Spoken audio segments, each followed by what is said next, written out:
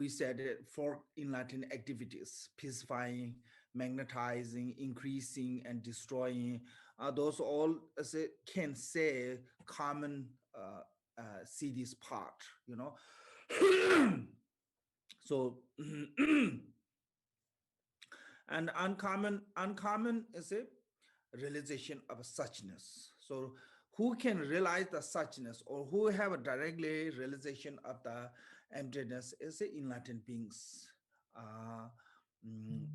From the first Bhumi Bodhisattva to continue until Buddhahood, they have a direct realization of emptiness, but not the worldly being cannot realize that emptiness. So that way it's called the uncommon cities. So these two accomplishments through the Dharma practice also sometimes we use as a temporary benefit and everlasting benefit. Temporary benefit means the worldly achievement, because the worldly achievement is no matter how great you achieve, it's just temporary, you know. Anything what we achieve, like a health, wealth, you know, fame, whatever in the worldly, no matter how much we become successful, it's just short time. After that little while, we have to leave all of those behind and have to go to next life. So that way called the temporary benefit, you know. Worldly, any kind of benefit you gain is only temporary. But once you reach to the nirvana enlightened, then whatever you gain the benefit through in the air is everless. It means that permanently, and you're not going to lose it. You're not going to separate from those gain or those accomplishments. So this two accomplishment or siddhi or result of a practicing the Dharma, but those two results will only can accomplish someone who accumulate the merit. Without the accumulation of a merit and accumulation of a wisdom, cannot gain those two benefit. So common siddhi is mostly, I'm not saying it's completely, mostly it's a result of the accumulation of a merit. Uncommon siddhi is a mostly result of the accumulation of wisdom. So through these two accumulation, and we can have those all achievement. So that means even in this life, whatever you want to achieve, some things without your merit support, you cannot achieve. You know, I think that we can see. Some people have a great, I mean, this is, I mentioned this many times, maybe you get bored, but some people have great education, but still life is not so successful. And some people even not finish the high school, still can become really successful for financial ways, you know, or this life's livelihood ways. I think they can become really successful. I think lots of things to say, you know, also you can see this way.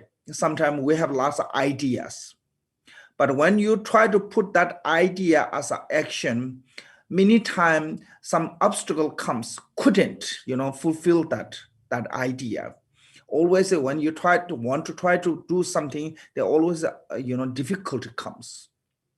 But some people, long as they have an idea and always be smoothly fulfill whatever their ideas. So those are, I think, differential is come our merit is supporting or not.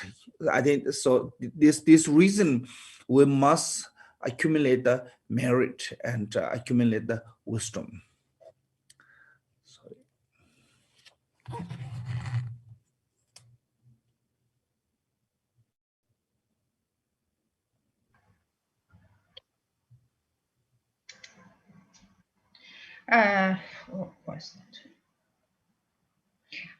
Trong hôm nay thì chúng ta bắt đầu hơi sớm một chút.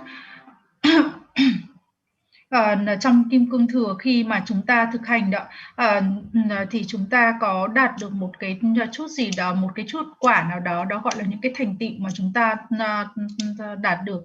Thì thành tựu thì có những thành tựu chung và những thành tựu riêng. Những thành tựu chung thì ở đây là dành cho tất cả những chúng sinh thế tục hay là những chúng sinh giác ngộ thì cũng đều có thể trải nghiệm được như vậy. Thế những cái thành tựu riêng thì chỉ những chúng sinh nào đạt được tới niết bàn, dành cho những chúng sinh mà giác ngộ đã đạt được tới niết bàn và quả vị Phật thì đấy mới đạt được cái thành tựu mà riêng như vậy. Thế và ở đây thì khi mà chúng ta nói về những cái thành tựu chung đó thì có thể đã làm cho đời sống của chúng ta trở nên dễ dàng hơn. Ví dụ như là 4 cái hoạt hạnh giác ngộ, như là 4 cái hoạt hạnh yên bình, tức tai, tăng tích, hàng phục. Đấy là 4 cái hoạt hạnh và thuộc về cái thuộc về cái địa chung. Thế còn ở đây khi mà nhận thức ra được chân như, nhận thức được tính không, đấy là những cái hoạt hạnh giác ngộ của những cái vị Bồ Tát mà từ địa thứ nhất cho tới khi đạt được quả vị Phật, và những cái chúng sinh thế tục thì không thể nào nhận thức được. Nhờ có thực hành thì đôi khi chúng ta có được những cái lợi lạc tạm thời, cũng như những cái lợi lạc mà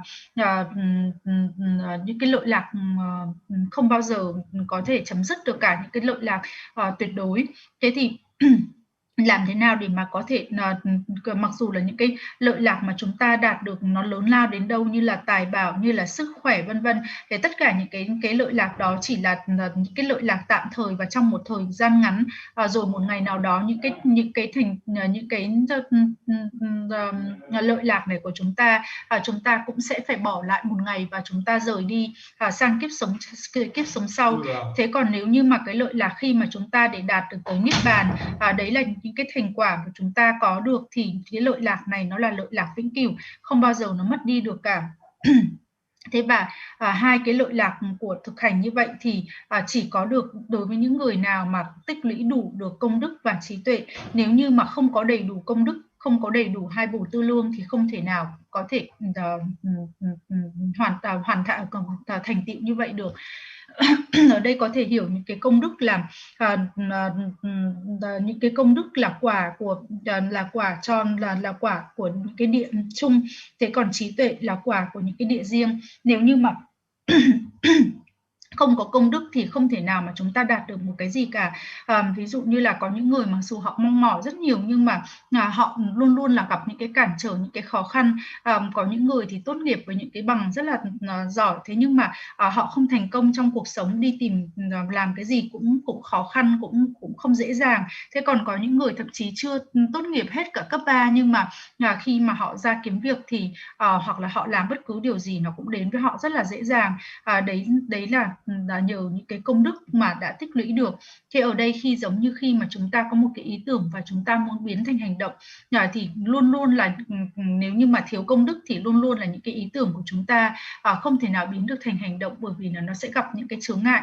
Thế còn với những người thì khi mà họ có những cái ý tưởng thì họ viên thành những cái ý tưởng của họ rất là dễ dàng.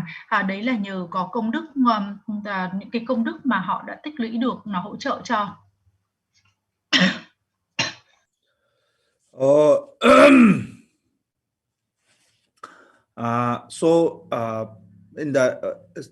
Especially in the Vajrayana tradition, and also you can say Sudra tradition too. In the Mahayana and Vajrayana, there's a great method of accumulation. Is called the 7 lamp offering. Normally, this is 7 lamp offering. Even the Vajrayana, most of the sadhana, you will see as a same practice as a Sudra tradition. Like most of the time they use even the text they using from the a Sudra text called the King of the Noble Prayer in the Mahayana text. But Lord Jidisum going to wrote this particular practice of the 7 lamp offering with the Vajrayana tradition called the SERKHANGMA. So in this in this text and give instruction, guide to us to how to practice as a Vajrayana way. So as a 7 lamb is just number is the same, context is the same, but how practice is a little bit different through the from the sutra to tantra. And also from practice itself from the postration is not much, distinguishing from the Vajrayana and the Sudra, kind of basically same. But when it comes to the offering, and a little bit different. So we divide it into the 4 different kind of offerings called the outer offering, inner offering, sacred offering, and then ultimate offerings. So outer offering is we talk about the last few weeks, like offering of the water, flower, incense, those all substance of what we arranging, like including the 7 object of the universal monarch, 8 substance, 8 substance, and 8 lucky sign, and 8 CDs of those are part of the outer offering. Then now is the inner offering. This inner offering is directly related to the Vajrayana offering, especially Vajrayana traditions. So basically, we call the Vajrayana. Vajrayana is also sometimes is called the Palyana. Pal means the fruit. And Sudra is called the Hituyana. It means the causal vehicles, and the Palayana means the fruition vehicles or path, fruition path. So so that is what is mean the difference between the Sudra and Tantra. So that way you can see different way to practice as a Tantra and Sudras. Also, it's called the Vajrayana. Vajra means something that is called the undestructible, something that is really solid. So what is the really undestructible when we think about? So true nature or emptiness or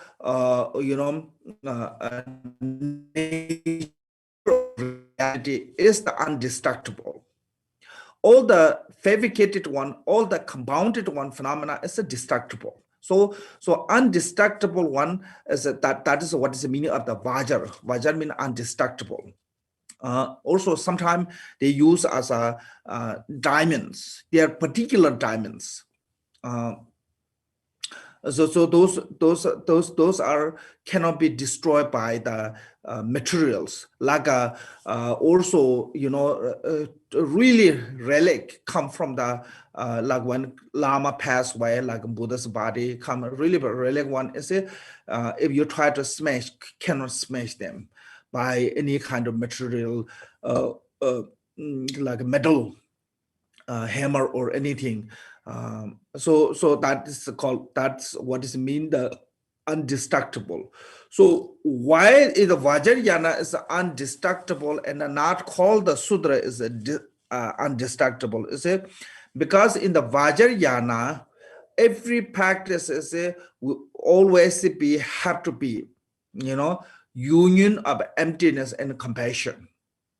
Every aspect of the practice is have to be union of the emptiness and compassion. That way we call the Vajra body, Vajra speech, Vajra mind. Also, or everything is put as a Vajra. So that reason called the Vajrayana. So in this Vajrayana tradition, we offering here is called by seeing, hearing, smelling, tasting, and touching. This called the 5 sense. What called the 5 sense, sense 5 sense, attractive object or whatever, something called. So recollecting the Vajra goddess of the form, sound, order, taste, and tangible object. The three obscurations are purified, offer the goddess of the sensual object of the two. Please accept them, immaculate Victoria Lord. So this is a ordinary form transformed to the Vajra body. Ordinary sound transformed to the Vajra, sound. Ordinary ordinary smell transformed to the Vajra taste. So that is a mean that normally we see as an ordinary body. But when the Vajrayana practitioner mean, you see the body form, no matter what form, kind of beautiful form, whatever, is a inseparable of union of appearing and emptiness. With this, then it become a Vajra form. So that is also form. There's also goddess. She is carrying the form, sound, smell, taste, that kind of goddess, each one. So they offering to the all the 10 direction Buddha and Bodhisattva, this it's called the sensual object. So by this offering, and the three obscurations are purified. And by this offering, what benefit can gain is a purified all the sentient beings, three obscurations. Obscuration of the karma, obscuration of the what called afflictive emotion, and obscuration of the cognitive emotions. Or you can say through obscuration as a body, speech, mind. So all these three obscuration are purified. So lots of time you can see by this offering to gain the true benefit. Yeah, you can see. So when we offering to the Buddha, through the offering to the Buddha, we will accumulate the merit. That way we gain benefit. And by that, also by this offering can liberate sentient being from the samsara, so that way benefit other two. So this two kind of benefit can gain through this offering. So that way there's both are saying as a object, and three obscuration are purified. It means the benefit for other sentient beings, and offer to the Victoria Lord one is a benefit for ourselves. When Buddha accept them through the compassion, we will gain the merit. So that way we gain benefit. So that two kind of benefit can get for self benefit and some benefit over others. So this is briefly about the inner offerings as all the five sensual objects as a transform to the five goddess, and each goddess is holding in their hand object that is what called those form, sound, smell, taste, and that is also fill all the space, all the sky, all the earth, completely fill in all the 10 directions of the Buddha fields, and offering to the Guru Buddha. Here, our main field of accumulation is the Guru as a Dharmakaya and a Guru as a Rupakaya. And so that Guru is the embodiment of the 3 times Buddha, and embodiment of the 3 jewels, and embodiment of the 3 roots. So Guru is called the Kundu Nubulu. It means like a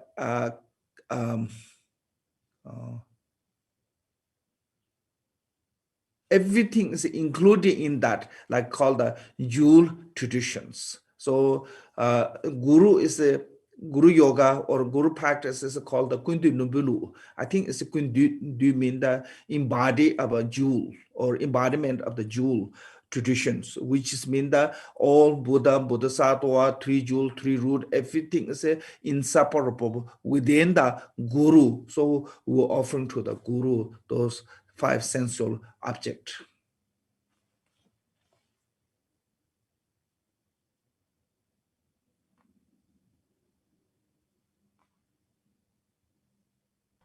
Trong cái truyền thống của Kim Cương Thừa và cái truyền thống của Kinh Thừa thì khác nhau là bởi cái phương tiện. Ở đây thì nhưng mà cái cúng dường 7 nhánh cúng dường này thì nó cũng giống hệt như là giống hệt của Kim Cương Thừa, hay là bên Kinh Thừa thì cũng là cũng đều có 7 nhánh cúng dường. Thế nhưng mà cùng một bản văn như vậy, cùng một cái tên gọi như vậy, nhưng mà cái phương tiện để mà thực hành thì nó khác nhau. Thế và trong Kinh Thừa thì chúng ta thấy là có bản văn làm kinh vương của những cái lời nguyện. Thế và ở đây thì cái bản 7 nhánh cúng dường này thì do tổ Trikten Sungkon viết ra và có tên gọi là SERKHANGMA, và hướng dẫn cho chúng ta làm sao để mà thực hành. Và cái cách thực hành ở đây thì nó khác, chính là cái sự khác biệt giữa Kim Cương Thừa và Kinh Thừa. Phần lễ lạy thì chúng ta có thể nói là gần như là như nhau. Thế nhưng mà đến phần cúng dường thì ở đây bắt đầu là khác nhau, là bắt đầu từ phần cúng dường. Cúng dường ở trong Kim Cương Thừa thì chúng ta có cúng dường nội tại, chúng ta có cúng dường ngoại tại, nội tại, ẩn mật và chân như. Thế và ở đây thì cái vật cúng dường ngoại tại thì chúng ta có dâng cúng dường những cái vật chất hữu hình như là nước, như là hương, như là hoa, 8 biểu tượng cát tường, 8 báu vật, 7 báu vật hoàng gia, vân vân. Thế và đến cúng vào ngày phần đấy thì chúng ta đã đi qua rồi, và ngày hôm nay thì chúng ta bắt đầu học đến là phần cúng dường nội tại. Đây là một cái phần liên quan trực tiếp đến Kim Cương Thừa và đặc biệt của Kim Cương Thừa. Thế và Kim Cương Thừa thì còn gọi là Palyanaya, là cỗ xe quả. Thế còn Kinh Thừa thì còn có tên gọi là Hetuyana, tức là cái cỗ xe nhân. Thế đấy là cái sự khác biệt của hai thừa như vậy. Kim Cương Thừa thì còn được gọi rằng là kim cương là cái gì đó không có thể phá hủy nổi. Cái gì thì không có thể phá hủy nổi ở đây thì chính là tính không. Đấy chính là bản chất thực tại, bản chất không bị tạo dựng. Tất cả những cái gì mà dàn dựng thì đều có thể phá hủy được. Thế còn Kim Cương Thừa còn đôi khi còn được gọi là kim cương, là bởi vì là nó rất là đặc biệt, không có thể dùng một bất cứ những cái loại vật chất nào có thể phá hủy được. Có một số những cái khi mà chúng ta thấy là khi mà Đức Phật hay là một số bậc thầy lớn qua đời thì không thể nào mà có thể xẻ được thân thể của chư vị bằng những cái vật dụng bằng kim loại hay là phá hủy được bằng búa. Thế và tại sao lại gọi là Kim Cương Thừa như vậy? Bởi vì là trong Kim Cương Thừa thì tất cả những cái thực hành luôn luôn là cái sự hợp nhất của tính không và bi mẫn. Và như vậy thì từ đó chúng ta sẽ có được là thân, ngữ và tâm kim cương. Thế và ở trong cái phần cúng dường nội tại này, ở đây thì cúng dường nội tại là cúng dường tới 5 cái cảnh trần. Thế và ở trong này nói là gì? Những thiên nữ kim cương của sắc, thanh, hương, vị và xúc chạm, qua nhìn, nghe, ngửi, nếm, chạm và nhớ đến 3 chướng ngại của chúng sinh được tịnh hóa.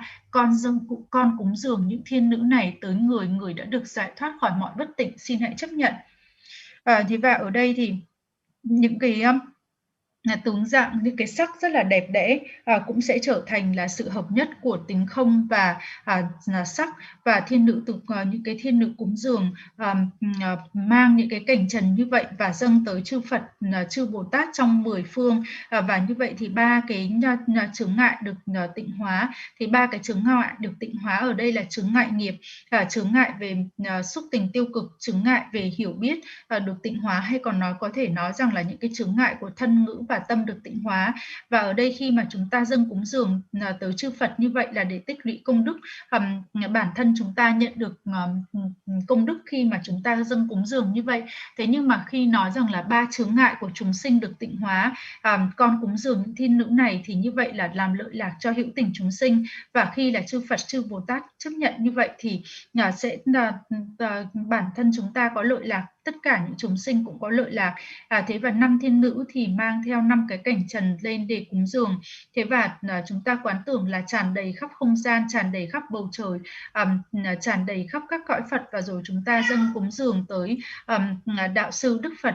Ở đây thì đạo sư là hiện thân của pháp thân và sắc thân, là hiện thân của chư Phật trong ba thời, là hiện thân của tam bảo, tam căn bản, và như vậy là đạo sư là hiện thân của tất cả, và còn có thể nói rằng là đạo sư là hiện thân của tất cả các cái châu bảo. So in the Vajrayana, the difference between the sutra and the Vajrayana is in the sutra, our body is called the 5 aggregate, and which is also compounded by the 4 elements. And but in the Vajrayana, the 5 aggregate as a transform to the 5 Buddha family, and 4 or 5 elements as a transform to the 5. Sometimes it's called the 5 female deities, sometimes called the 5 female consort, or so there's a 5 female Buddha. So, for example, body as a form as a Barojana, sound as a Akshobhya, taste as a Sutta, smell as a Ranasambhava, taste as a Amitabha, and touch as a Amagasiddhi, and earth as a Lojana, water as a Mamaki,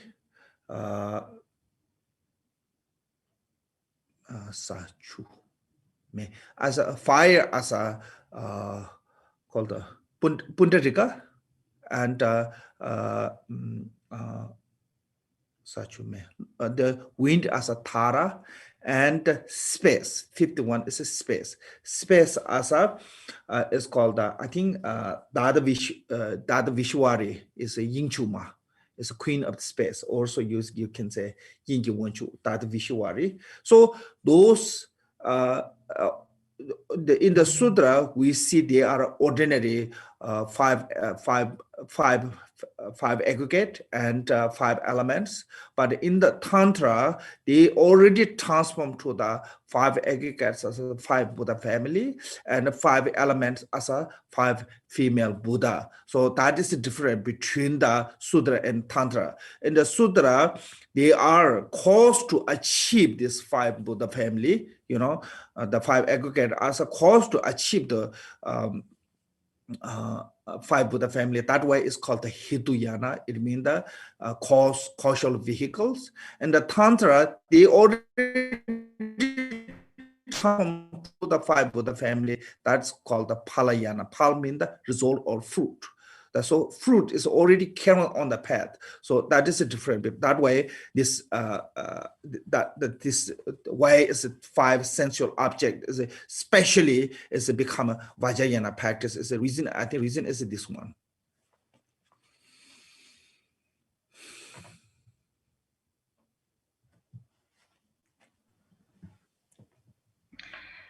Thế và trong kinh thừa thì chúng ta có cái sự khác biệt với kim cương thừa là trong kinh thừa thì có 5 uẩn, 5 cái uẩn hợp thành và 5 cái yếu tố tứ đại hợp thành. Thế trong kim cương thừa thì 5 cái uẩn này đã biến thành gia đình ngũ bộ Phật, và 5 cái yếu tố tứ đại thì đã được biến chuyển thành 5 nữ bổn tôn, hay là 5 vị Phật nữ. Thế và ở đây thì sắc thì chính là Đức Phật Đại Nhật Phật, âm thanh thì là Đức Phật A Xúc Vệ Phật, mùi vị thì là Đức Phật Bảo Sinh Phật, nếm thì là Đức Phật A Di Đà. Thế còn những cái xúc chạm thì là Đức Phật Bất Không Thành Tựu Phật. Thế và 5 cái yếu tố là yếu tố đất thì là Đức Phật Lochana, yếu tố nước thì là Mamaki, thế còn yếu tố lửa thì là Putarika, yếu tố gió là Tara, và yếu tố không gian là Yuchuma. Thế và sự khác biệt trong kim cương thừa và kinh thừa là đối với kinh thừa thì 5 cái uẩn và 5 cái yếu tố tứ đại thì là tất cả vẫn là chúng ta dùng đấy coi như là nhân để mà chúng ta đạt được tới ngũ bộ Phật. Thế còn đối với cả trong cho nên là tại sao là được gọi rằng là đấy là Palyana là như vậy. Thế còn đối với cả chúng ta trong kim cương thừa thì chúng ta đã ở trong những cái chúng ta đã hiện thân thành những cái gian hình Phật như vậy rồi. Thế cho nên tại sao kim cương thừa được gọi là cỗ xê quả là như vậy. Okay, then here now that is the generally. Now detailed by one. First is a Vajra body of the. So here I think maybe this should be the Vajra goddess. Here English said he Vajra goddess. That maybe T is missing. If that's we have same text, page 7, the middle one. So he Vajra goddess, maybe the Vajra goddess of the body, nature of the form, is the supreme goddess of the fully purified ignorance, is emerge her with the eye of the Lama, Lord the Dharma. Please accept this is the great bliss of the non-duality. So first is we're offering to the first is a Vajra body. So what you're visualizing is you're visualizing yourself as a deity, and from your heart, seed syllable radiate wisdom light, and that deserve to the touch or deserve to the all the form, ordinary form in the worldly form, whatever form, you know, every they deserve to those forms, and that from those ordinary form is a transform, or any kind of form is a transform from the ordinary to they lose their ordinary appearance and transform to the Vajra goddess as a white in color, and she is youthful with a major and minor mark and all that's beauty, and anyone see become so attractive or attractive to appearance. Anyone see it make the delightful, they make the joyful to see that goddess, and have no matter how much you watch it, never be enough. And she is carrying the miru in her hand, miru as a symbol of the form, because the miru reflect all the forms, or a banner and umbrella and any kind of a hand implement or other. And that is not just one. Whole the field is completely filled with the Vajra goddess. And it's the nature of that Vajra goddess is said it may be with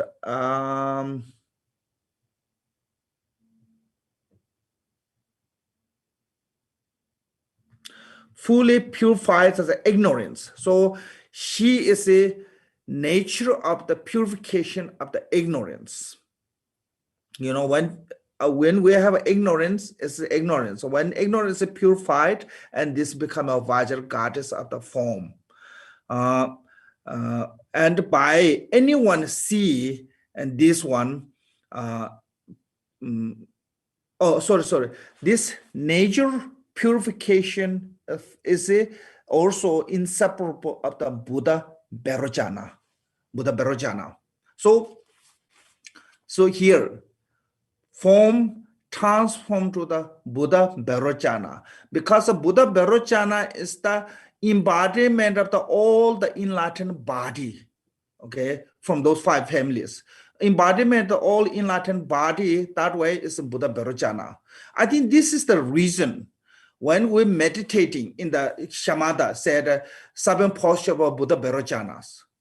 You know, why specifically Buddha Vajrayana's name? Because all Buddha have that seven posture. Specifically, why Buddha Vajrayana is by learning how to sit, you can achieve the enlightened body. So embodiment of all the enlightened body is a Buddha Vajrayana. That reason I think seven posture of Buddha Vajrayana is come that way. Otherwise, there are no reason to why have to mention the seven posture of Buddha Vajrayana. You can say seven posture of Amitabha. You know, Amitabha is also perfectly sitting on the meditation posture, but we never say Amitabhas. Why? Because it's by learning as what called the sitting posture of the body, you can gain the enlightened body. Okay, so that reason, then enlightened body, when we're talking about the enlightened body, embodiment of all the enlightened body is the Buddha Vajrayana. So I think this is related to that. So that way, the ignorant transform to the Buddha Vajrayana, or nature of a Buddha Vajrayana, inseparable Buddha Vajrayana. Then those all the goddess holding, countless of those goddess holding the various kind of offering object related to the body, like a miru, umbrella, Victoria banner, and those kind of offering object, and offering to the eye of Lama. You know, form is an object to the eye. So anyone who see this form, they purified all their afflicted emotion, obscurations, in especially sentient beings, and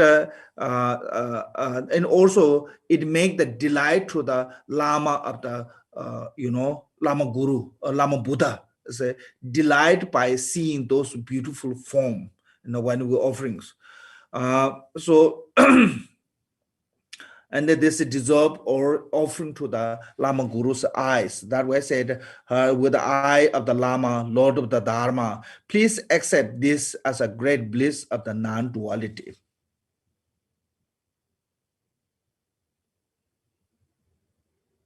So,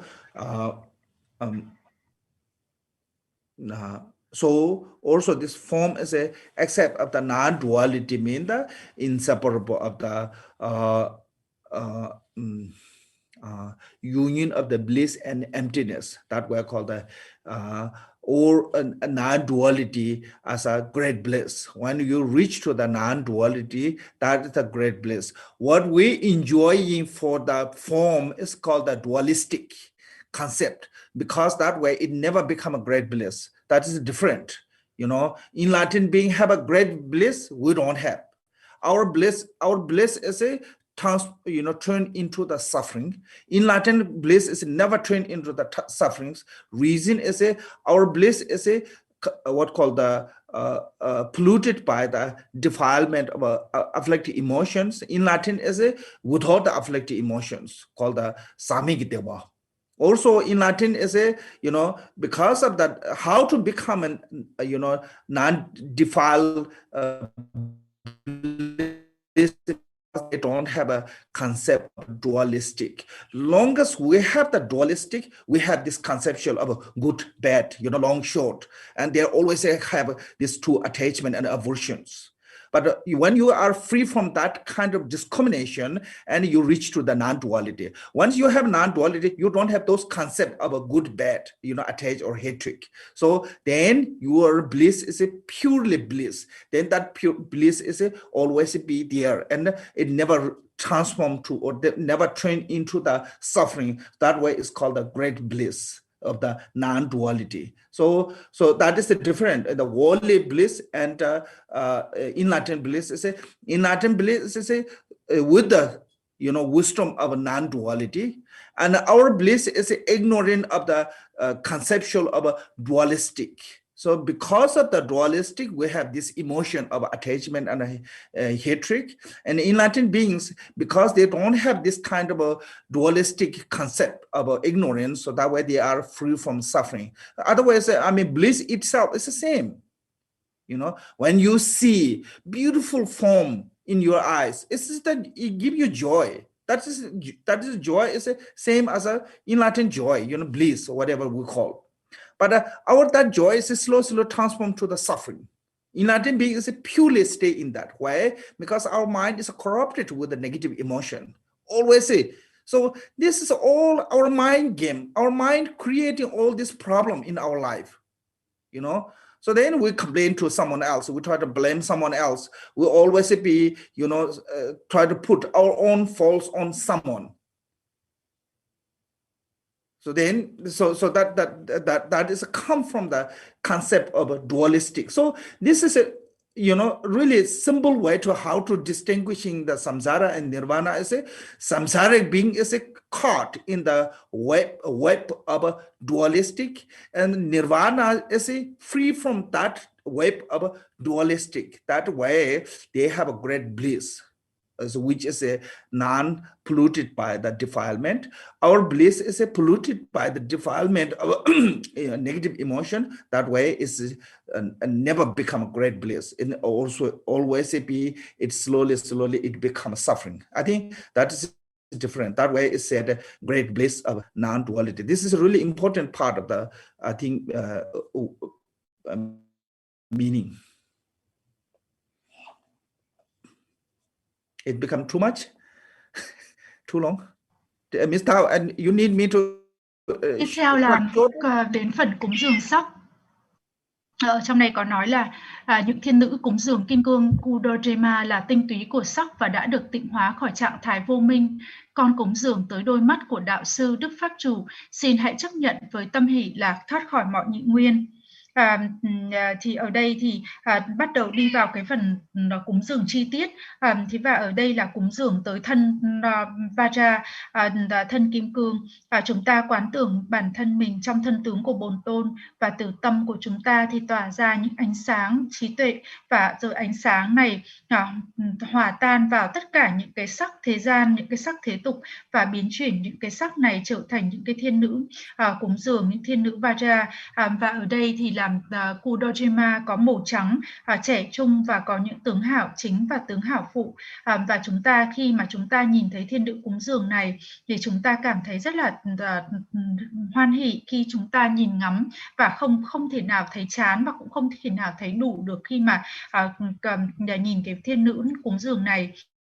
Thế và trong tay của thiên nữ cúng dường thì mang một cái gương, và cái gương thì là tượng trưng cho sắc, bởi vì cái gương nó phản chiếu tất cả những cái sắc vào trong cái gương.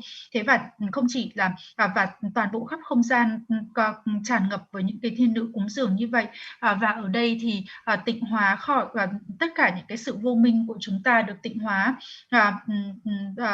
Bản chất ở đây sẽ trở thành là Đức Đại Nhật Phật, khi mà tất cả những cái sắc biến chuyển thành Đức Đại Nhật Phật, bởi vì Đức Đại Nhật Phật là hiện thân của tất cả thân những chúng sinh giác ngộ.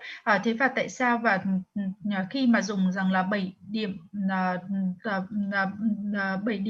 Tỳ Lô Giá Na đã, tức là tên của Đức Đại Nhật Phật, tại sao lại không nói rằng là 7 điểm A Di Đà hay là 7 điểm của Đức A Xúc Bệ Phật, mà lại nói rằng là 7 điểm Tỳ Lô Ná Gia?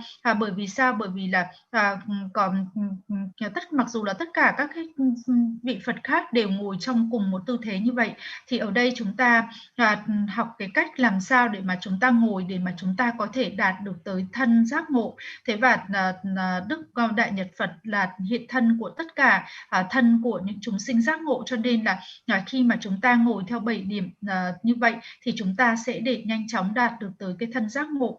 Thế và ở đây thì có vô số vô lượng tất cả những thiên nữ cúng dường, và sắc thì là sắc thì là mắt chúng ta thường hay là bám vào những cái sắc. Thế và ở đây khi mà chúng ta cúng dường như vậy thì chúng ta sẽ làm hài lòng tới đạo sư, vị thầy của chúng ta, khi mà nhìn thấy những cái sắc đẹp như vậy. Và khi mà nhìn thấy những cái sắc đẹp như vậy, con cúng dường tới đôi mắt của đạo sư Đức Pháp Chủ, xin hãy chấp nhận với tâm hỷ lạc. Ở đây là cái hỷ lạc này không phải là cái hỷ lạc thế tục. Cái hỷ lạc của chúng sinh thế tục và cái hỷ lạc của những chúng sinh giác ngộ nó khác hẳn nhau. cái hỷ lạc của chúng sinh giác ngộ ở đây khi chúng ta dâng cúng dường tới đôi mắt của đạo sư Đức Pháp Chủ, đó là cái sự hỷ lạc kết hợp với cả tính không.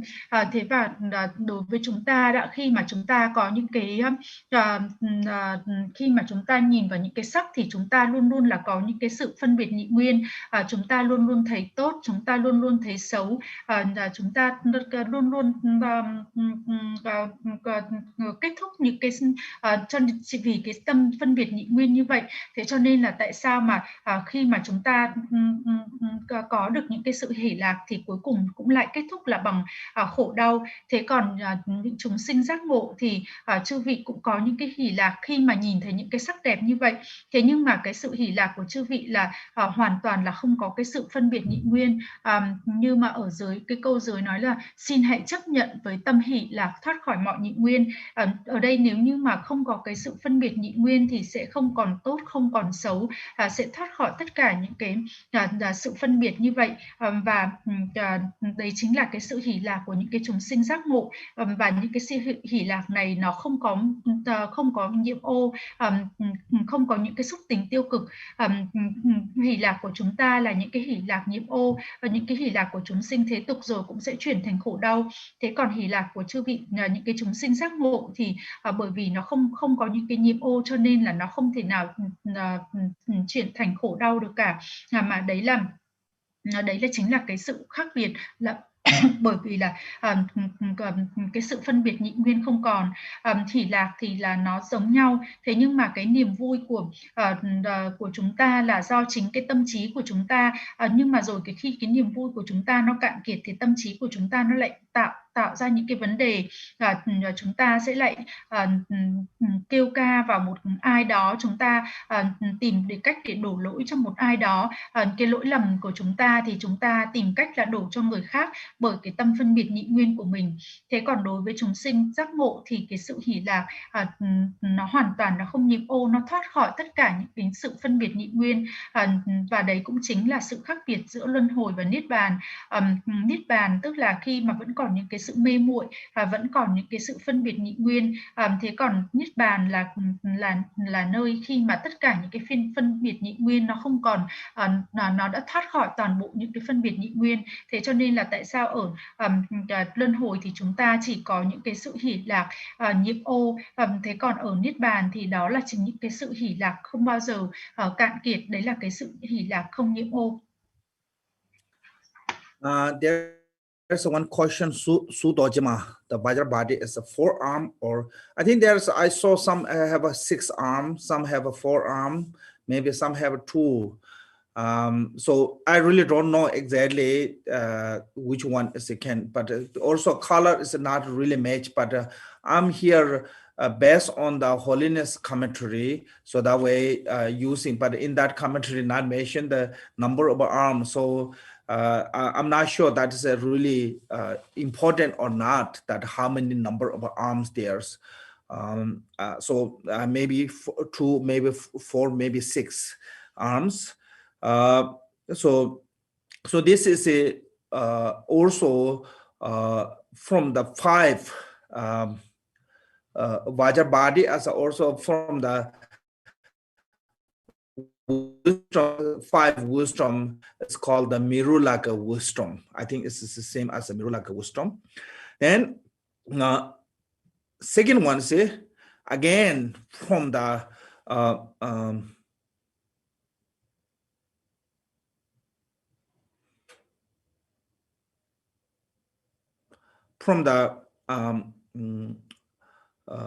yourself as a deity, from heart radiate light, and all the impossible, all the sound dissolve to all the sound, and all the sound and lose their ordinary appearance, which is mean that transform into the Vajra goddess of sound.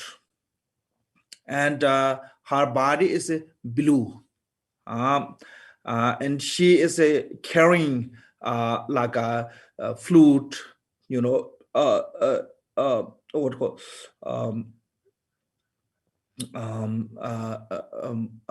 drum, guitars and those kind of music instrument, and also she is a really beautifully melody singing, and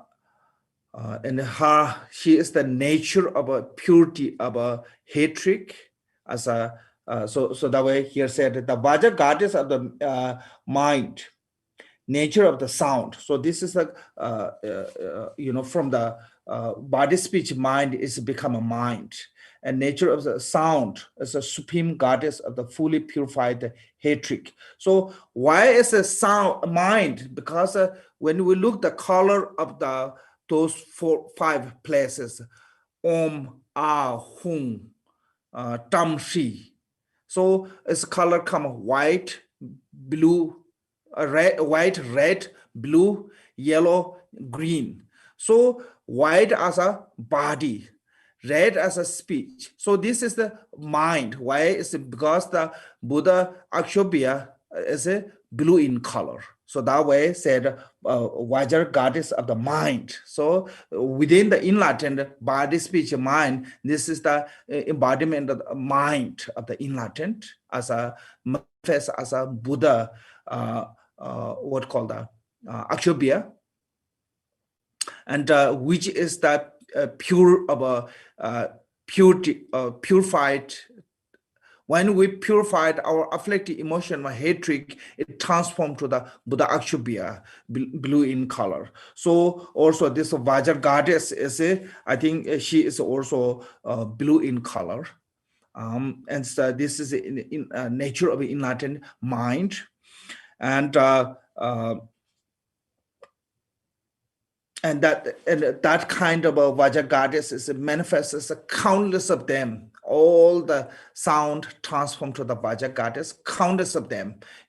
All the space is filled with the Vajra goddess. All the sky is, all the earth is ground is filled with the Vajra goddess, and offering to the Guru. So they said, "Emerge her to the ear of the Lama, Lord of the Dharma. Please accept this as a great bliss of a non-duality." I think meaning is the same now. Why is the non-duality is the same as the earlier one? But here different is now this is the Vajra goddess of sound, which is the also is called the Vajra goddess of mind. Why? Because it's blue in color. Blue is what called the related to the enlightened mind color. So that way Om Ah Hung Tam Shi, when it comes Hung as a blue color. Why? It's a symbol of the mind. So it's the same. So that way I think this is called the blue in color, Vajra goddess mind. And which is the what called also Dhammadhatu wisdom. Dhammadhatu wisdom, and is inseparable of the Buddha Akshobhya as a Vajra goddess, this blue in, and she's carrying all kind of offering object which is related to the sound and offering to the Guru Buddha. And Guru Buddha, they don't need those all sound, but they accept delightfully. They accept for our accumulation merit. If they not accept, we cannot accumulate the merit. So that way they accept this one. So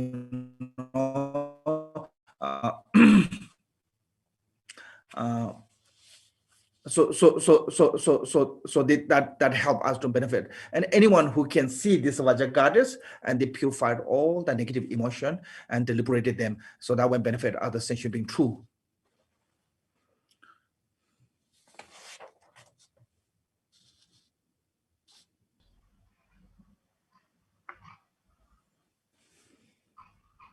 Tiếp theo là đến cúng dường âm thanh. Thiên nữ cúng dường kim cương Thuyết là tinh túy của âm thanh và đã được tịnh hóa khỏi trạng thái sân hận. Con xin cúng dường tới tai của đạo sư đứng pháp chủ. Xin hãy chấp nhận với tâm hỷ là thoát khỏi mọi nhị nguyên. Thì ở đây thì ban nãy có một ai đó hỏi thầy rằng là quán tưởng rằng là thiên nữ cúng dường là có 4 tay 2 tay, thì thầy bảo là thầy không biết, ở đây là dựa trên cái bản bình giảng của sư tổ, cho nên không nói rõ là 4 tay 2 tay, và điều này thì cũng không lấy gì là quá quan trọng cả. Chúng ta có thể quán tưởng 2 tay 4 tay 6 tay tùy chúng ta. Thế và tới thiên nữ cúng dường âm thanh thì ở ngự thì có màu xanh dương và mang trong tay là sáo, trống hoặc là tất cả những cái nhạc cụ âm nhạc gì đó, và rất là trẻ trung xinh đẹp, với cái ngữ điệu rất là du dương, và đã được tịnh hóa khỏi tất cả những cái sự sân hận. Và ở đây thì thiên nữ cúng dường này thì cũng có thể gọi là thiên nữ cúng dường tâm trí, bởi vì cái màu xanh đó thì chính là cái màu xanh dương, là cái màu của tâm trí. Khi mà chúng ta để ý vào 5 cái điểm trên thân thể mình là Om, A, Hum, Tam, Sri, thì Om là màu trắng, tượng trưng cho thân, A là màu đỏ là cho ngữ, và Hum là màu xanh dương là cho tâm trí. Thế và ở đây thì thiên nữ cúng dường có màu xanh dương, cho nên là cũng là hiện thân của tâm trí và cũng chính là Đức A Xúc Bệ Phật. Và ở đây thì tịnh hóa toàn bộ tất cả những cái sự sân hận, và khi tịnh hóa được hết tất cả những cái sự sân hận thì đã trở thành là Đức A Xúc Bệ Phật. Đấy là bản chất của tâm trí giác ngộ và hóa hiện vô biên. Những thiên nữ cúng dường âm thanh như vậy, và rồi thì dâng tất cả những cái phẩm cúng dường tới đạo sư đấng pháp chủ. Thế và ở đây thì tập phần sau là xin hãy chấp nhận với tâm hỷ lạc thoát khỏi mọi nhị nguyên, thì cũng giống hệt như là và phần trên. Ở đây thì là thiên nữ cúng dường kim cương, cũng có thể nói là thiên sự cúng dường kim cương của tâm trí. Và ở đây thì là pháp tính giác ngộ, trí tuệ pháp tính thì là không khác gì với cả Đức A Xúc Bệ Phật cả. Và chúng ta dâng cúng dường tới đạo sư Đức Phật, và chư vị thì đương nhiên là không cần những cái phẩm cúng dường của chúng ta. Thế nhưng mà để cho chúng ta có thể tích lũy được công đức thì chư vị chấp nhận, và khi chư vị chấp nhận như vậy thì chúng ta tích lũy được công đức. Và ở đây thì có được những cái lợi lạc, là khi mà chúng ta tịnh hóa được tất cả những cái xúc tình tiêu cực, chúng ta tịnh hóa được khỏi cái trạng thái sân hận thì trở thành Đức A Xúc Bệ Phật. Okay, then third one is a smell. So here said in the text, it said, the Vajra goddess of the quality, nature of the odor, is the supreme goddess of the fully purified arrogance. I emerge her with the nose of the Lama, Lord of the Dharma. Please accept this as a great bliss of non-duality. So same as a meditation is yourself as a transform to the Yidam deity. From the Yidam deity's heart, wisdom light radiate, and that light is a touch through all the smell in the whatever existence of the smell in the samsara or nirvana, all the smell touch, and by touching that light, all the smell transform to the Vajra goddess of a smell, or it's called the Vajra goddess of the qualities. Why? Because I think in Latin, all the in Latin quality is a yellow color, is coming with the in Latin quality is a yellow color. And also this is called the purity. Nature of this Vajra goddess is a purity of jealousy, which is the Buddha Renasambhava. And Renasambhava is a yellow color. So you can see, and the Renasambhava is the embodiment of all the enlightened qualities. Okay, so that way, and so also is inseparable of the equanimity wisdom. I think we call the equanimity wisdom, like inseparable the equanimity wisdom. So that kind of transform all the sound to this Vajra goddess, yellow in color, maybe 4 arms or maybe 6 arms, and her hand is holding the all kind of incense burner and smell things that is can include maybe now, so you can use as a perfume too. She's wearing she's carrying really expensive perfume, whatever there have expensive, some I heard it's really expensive, some of those perfumes. I don't know but some people don't like any of those perfumes. So I mean, make sure those is a really delightful smell. All those smell are delightful smell that make all the delight of all the Lama Guru by offering that one. And any sentient being smell that this kind of incense and make them to free from all the defilement and free them from the three kind of obscurations, and by that delight all the guru, and they joy with that smell. So this is with this, then that is not just only a little bit. All the Pure Land is completely filled with this kind of smell, and continually, offering this until samsara is a completely end. So, this is a also called the sound. So here is talking about the sound, and that sound is also embodiment of all the enlightened quality, and which is the Buddha, Rana Sambhava, yellow in color, and also which is inseparable from the form and from the wisdom is called the equanimity wisdom. KHENPO, this one is smell and not for the sound. Smell, yes, smell. And this one is purify all the pride, not jealousy, right? Pride, yes, arrogance. Okay. Purify the arrogance, here said. Sorry, not jealousy. That's my mistake. I mean, this is already in the text. Sorry. Arrogance. Tiếp theo là cúng dường những chất thơm, là cúng dường cho khi những cái mùi vị khi ngửi đó. Thiên nữ cúng dường kim cương Untitled là tinh túy của vị và đã được tịnh hóa trạng thái kiêu ngạo. Con xin dâng cúng dường tới mũi đạo sư đấng pháp chủ, xin hãy chấp nhận với tâm hỷ là thoát khỏi mọi nhị nguyên. Thế và ở đây thì bản thân chúng ta lại biến chuyển thành thân tướng của Bổn Tôn, và từ tâm của chúng ta tỏa ra ánh sáng trí tuệ, và ánh sáng này chạm tới tất cả những cái mùi vị trong luân hồi, trong niết bàn. Tất cả những cái mùi vị này trở thành những cái thiên nữ cúng dường mùi vị, và đấy là chính là những cái cúng dường những cái phẩm tính, bởi vì những thiên nữ cúng dường mùi vị này có màu vàng, và màu vàng này chính là đại diện của những phẩm tính. Thế và những thiên nữ cúng dường này được tịnh hóa khỏi những cái trạng thái kiêu ngạo. Thế và ở đây là chính là Đức Phật Bảo Sinh Phật, và Đức Phật Bảo Sinh thì là hiện thân của tất cả những cái phẩm tính giác ngộ và có màu vàng. Thế và ở đây chính là cái trí tuệ không khác biệt gì với cả trí tuệ bình đẳng. Thế và ở đây thì thiên nữ cúng dường chúng ta có thể thấy trong hình tướng là 4 tay, 6 tay, 2 tay tùy, và mang theo những cái bình đốt hương với những cái hương thơm rất là tuyệt vời, và chúng ta cũng thậm chí cũng có thể quán tưởng là những cái loại nước thơm, và những cái loại nước thơm rất là đắt ạ.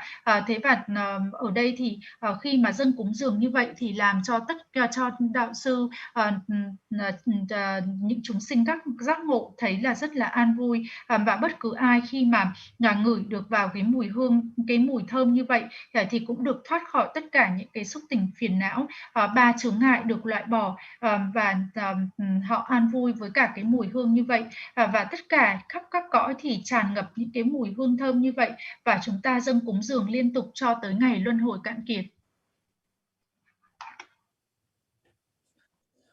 In Sutati fourth as a test, the Vajra goddess of the speech, nature of the test, as the supreme goddess of the fully purified desire, merge her with the tongue of the Lama, Lord of the Dharma.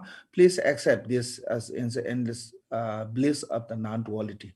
So again, from you are a deity, from your heart radiate the light and touch or deserve to all the tests. There's a different kind of tests, sweet, sour, and the bitter, all the different kind of tests in the whatever exists, the tests touch them, and those tests are transformed to the Vajra goddess of the tests, which is the red in color.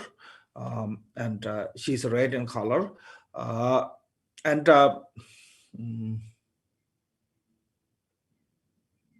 she is a nature of purified of the desire. I think, desire, and which is the also nature of Buddha Amitabha.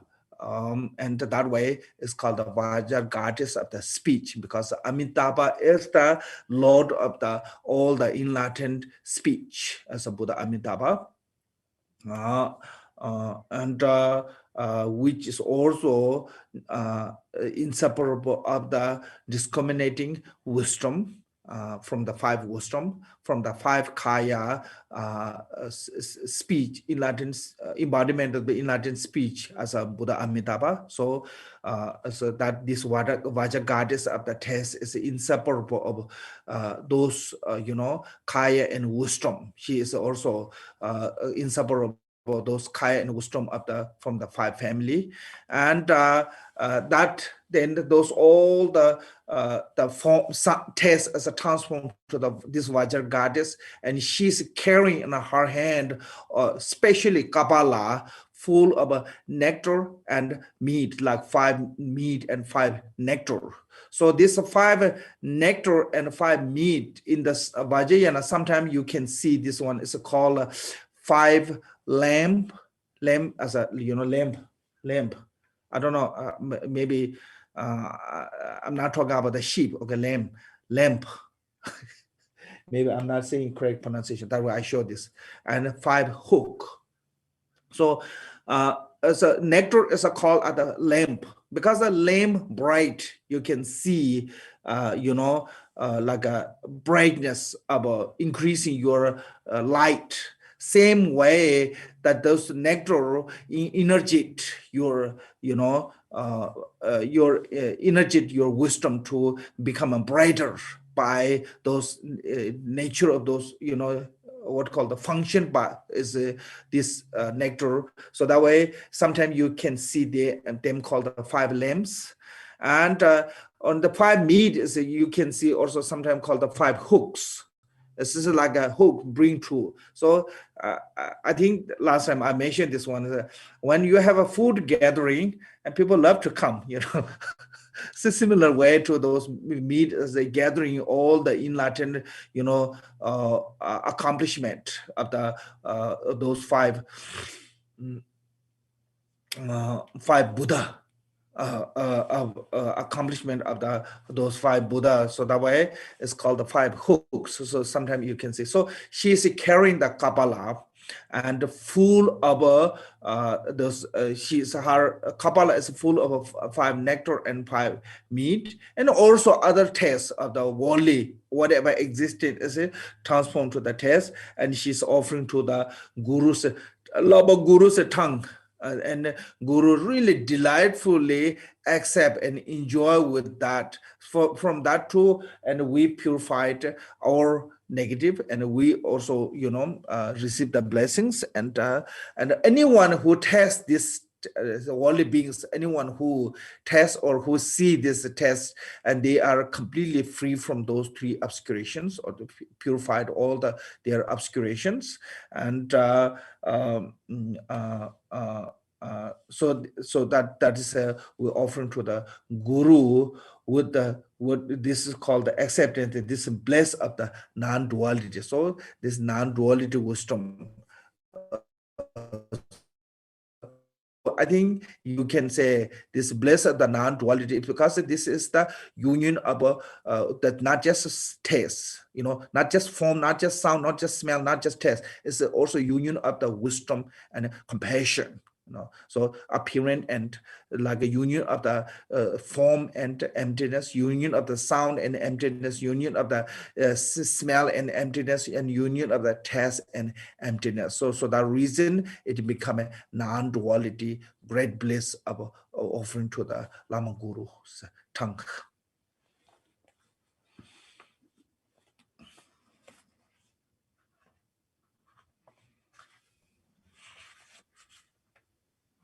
Tiếp theo là cúng dường thực phẩm và đồ uống để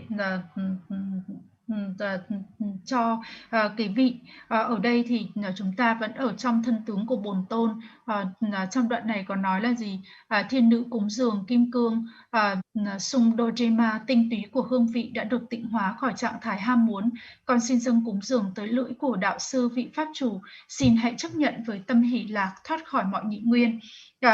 Chúng ta trong thân tướng của Bổn Tôn và từ tâm của chúng ta tỏa ra những tia sáng trí tuệ, và những tia sáng này chạm vào tất cả những cái vị mà có trên thế gian này, như vị chua, vị ngọt, vị đắng vân vân, và tất cả những cái vị này đều trở thành những thiên nữ cúng dường có màu đỏ, bản chất là thanh tịnh, thoát khỏi mọi trạng thái ham muốn. Và ở đây thì cũng là tượng trưng cho ngữ, bởi vì là ngữ giác ngộ, bởi vì là ở đây có thiên nữ cúng dường có màu đỏ là tượng trưng cho Đức A Di Đà, và Đức A Di Đà thì là sự tịnh hóa của ngữ. Thế cho nên ở đây tại sao là có thể nói rằng đây cũng chính là ngữ giác ngộ là như vậy. Thế và không có khác biệt gì với cả trí tuệ, và cũng không khác biệt gì với cả 5 thân Phật, và hiện thân của Đức A Di Đà là hiện thân của ngữ, và không tách biệt với cả thân Phật, 5 thân Phật và trí tuệ của gia đình ngũ vợ Phật.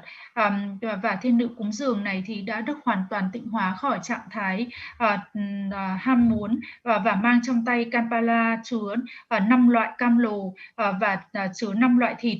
5 loại cam lồ, hay là chúng ta còn nói rằng có một số bản văn thì chúng ta còn có thể thấy rằng là chứa có 5 cái đèn, và 5 cái móc câu. 5 cái đèn thì có nghĩa là ánh sáng, thì ánh sáng của đèn nến tỏa ra thì làm cho chúng ta có thể nhìn rõ hơn, và 5 cái móc câu là để đưa lại tất cả cùng với nhau. Thế và cái nước cam lồ thì ở đây cũng như là cái năng lượng của trí tuệ càng ngày nó càng sáng rỡ hơn. Thế và khi mà chúng ta cúng dường những cái thực phẩm như vậy thì là để thỉnh mời tất cả những cái chúng sinh giác ngộ hội tụ lại. Thế và ở đây thì đấy là những chúng sinh giác ngộ thành tựu của 5 gia đình bộ Phật, và bất cứ những cái hương hoặc những cái vị nào có trên thế gian thì chúng ta dâng cúng dường, chúng ta cúng dường tới lưỡi của đạo sư vị pháp chủ, và chư vị cảm thấy an vui như vậy. Khi chư vị an vui như vậy thì chúng ta nhận được sự gia hộ, và bất cứ ai khi nhìn và khi nếm vào những cái hương vị như vậy thì cũng được tự do thoát khỏi 3 chướng ngại. Và chúng ta dâng cúng dường tới vị đạo sư, người đã có được cái trí tuệ không phân biệt hỷ lạc. Và ở đây thì chúng ta thấy là sự hợp nhất của trí tuệ và bi mẫn. Chúng ta ở trên thì chúng ta có sự hợp nhất của tướng và tính không, chúng ta có sự hợp nhất của âm thanh và tính không, tất cả đều là sự hợp nhất của trí tuệ và bi mẫn. Và theo cái cách như vậy thì chúng ta dâng cúng dường tới lưỡi của vị đạo sư để mà tích lũy những cái công đức. So here's one question said, as practice, could you say whenever something is smelled, taste, exit by me, it can be directly be offered to the Lama? I think this is true. Generally, yes, we can say whatever, I mean, you don't want to offering to the Lama or Buddha a bad quality one, so try to be. What is a technique? So here is no matter what object is, they transform to the Vajra goddess, so that way it's become a pure. Even the not taste one is become a taste good, the not smell good one is become a good smell. So it's not, we're not offering directly, sour, sweet, everything, whatever taste it is to the guru. It's like a, we can purify it and transform to the Vajra goddess. And that Vajra goddess carry all the best taste, best smell, best touch, all that kind of object is carry on and offering to the guru, because you have to be visualize them as a best one. You don't want to be whatever comes smell offering. And that's sometimes because there are lots of bad smell too, and some are kind of also taste may be good, but it can be poison. So I think we have to try to transform them as a greatest offering.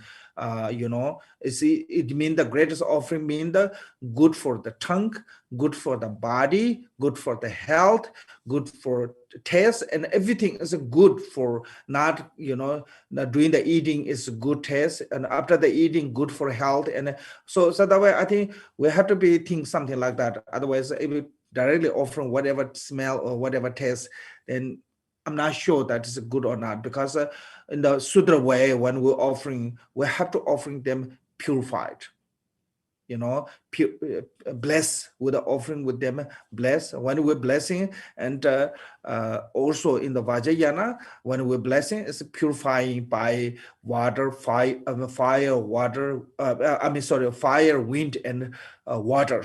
So that way to purify. So they have to be pure one, have to be good quality one. So you have to transform that, say, all the impure or worldly object as a transform to the Vajra goddess. That way it become a pure. I think things like something like that.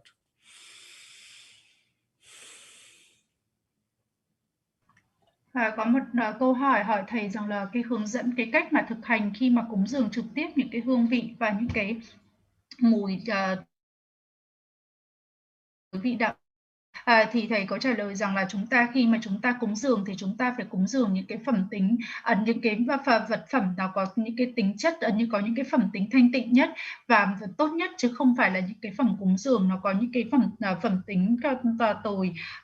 Khi mà chúng ta dâng cúng dường thì chúng ta phải biến chuyển thành những thiên địa cúng dường, mà chúng ta không dâng cúng dường trực tiếp những cái hương vị, những cái mùi, mà ở đây thì chúng ta phải biến chuyển thành những cái hương, những cái mùi, những cái sắc như vậy phải được tịnh hóa và biến chuyển thành những thiên nữ cúng dường, và rồi dâng cúng dường với những cái vị, những cái hương thơm nhất, những cái vị ngon nhất. Và khi mà chúng ta biến chuyển như vậy thì phải trở thành những cái phẩm vật cúng dường nó tốt cho sức khỏe, tốt cho thân thể, tốt cho lưỡi, vân vân. Thế và ở đây khi mà nếu như mà chúng ta dâng cúng dường bất cứ những cái gì thì cũng có thể là những cái phẩm vật cúng dường như vậy là không làm hài lòng, hoặc là có những cái chưa được tịnh hóa. Ở đây chúng ta phải dâng cúng dường tất cả những phẩm vật cúng dường đã được tịnh hóa rồi. Bình thường thì có thể cũng tịnh hóa bằng nước, lửa và gió. Thế nhưng mà ở đây thì chúng ta dâng cúng dường tất cả những cái phẩm vật cúng dường trở thành những thiên nữ cúng dường, được biến chuyển thành những thiên nữ cúng dường kim cương. Okay, then said Vajra goddess of the activity, nature of the tangible object, is the supreme goddess of the fully purified jealousy, emerged with her as the body of the Lama, Lord of the Dharma. Please accept this in the bliss of the non-duality. So now as from our heart radiate the light and touch to all the worldly touch, you know, cloth or whatever touch to touchable, tangible object. And those all transform to the Vajra goddess of the touch. And she's carrying in her hand lots of very kind of silk cloth, robes, and she is green in color. And nature of her is a purity of here said jealousy, purity of jealousy, which is the Siddhi, or said or in that activity wisdom. So from the 5 wisdom, activity wisdom, 5 from the 5 with the family among a Siddhi. So that is a enlightened activities. So transform to that Vajra goddess of the activity, which is the green in color. So then you are offering to the guru's body and this touch. And once you offer to the guru's body, and the guru really delightfully accept this would deliberately accept this as a bliss of the non-duality. And any sentient being who experience or who see this one, they are purified all their three kind of obscuration, and they transform to the deity or enlightened group inseparable of the enlightened beings after the purified. So that is a both benefit gain from there to buy this offering.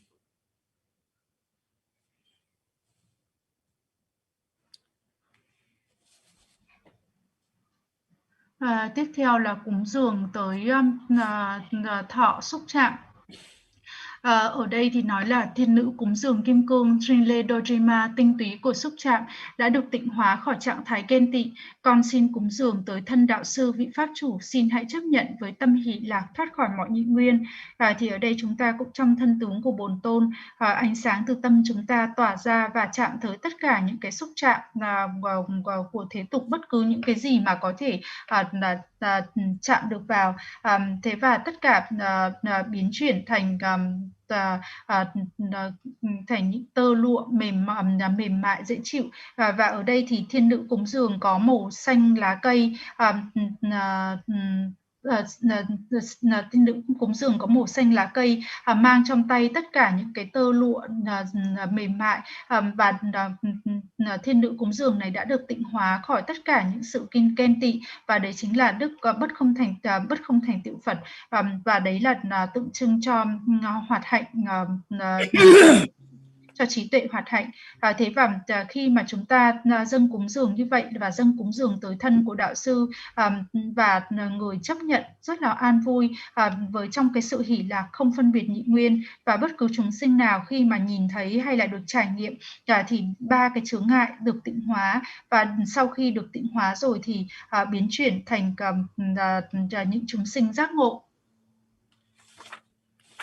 Okay, then sixth one is again here said the Vajra goddess of the primordially emptiness of all the phenomena is the nature of the sound, is the supreme goddess of the fully purified the mind, as it is a merge her with the mind of the Lama, Lord the Dharma. Please accept this as a great bliss of the non-duality wisdom. So this one, the sixth one, is called the phenomena or mind. Offering to the Guru's mind, but it's a little bit different than before. Is a sound as an offering to the Guru's heart, but that's a five family. This one is the sixth family. So that way, so phenomena. So here, I think this one is a primordial wisdom, emptiness as a phenomena. This is Vajra goddess of the primordial wisdom of the emptiness of a phenomena, and all the phenomena. So what happened is from the light transform all the phenomena as a Vajra goddess of the emptiness of phenomena. And she is sometimes said azure blue, sometimes it's called a dark blue. It's not just blue color, a little bit darker. It's they transform as a translate as a that way. Then all the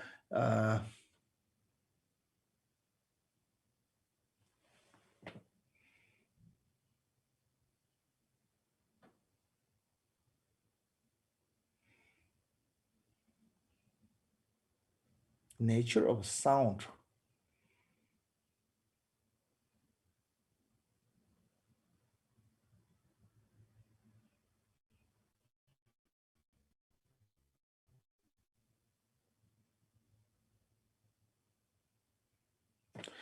I don't think so. This is nature of sound, this translation.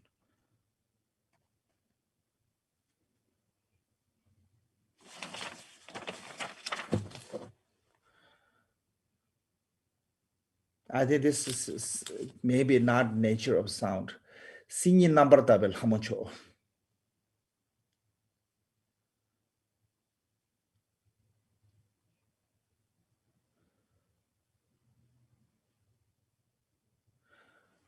So this is a nature of a, I think should have to be ultimate non-duality wisdom. So supreme goddess of the fully purified mind. So this had to be not the seen number taba. I think this is the ultimate nature, not a phenomena. This is a nature of a ultimate non-dual wisdom should be something like that. It's not that sound. I don't know how come there's the nature of sound is, because this is not really directly related to the sound. So in the supreme goddess, fully purified mind. So this is the, I think, ultimate nature, non-dual wisdom. That is the supreme goddess of a 6-1. Sometimes it's called a Vajra Dadu, I think. So this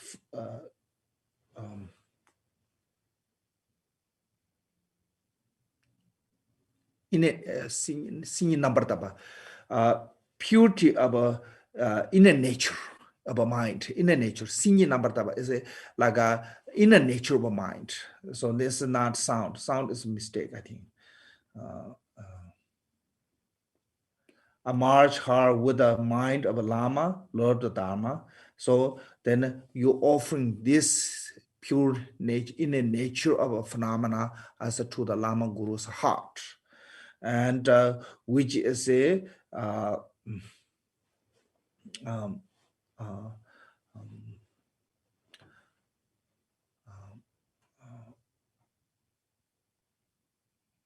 this is, you know,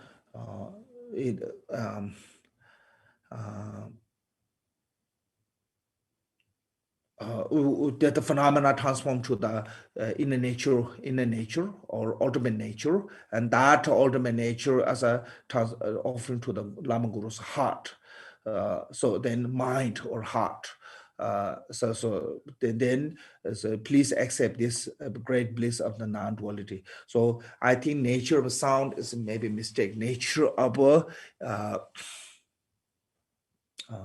phenomena or nature of a, I think it should be said, nature of a non-dual wisdom, inner nature.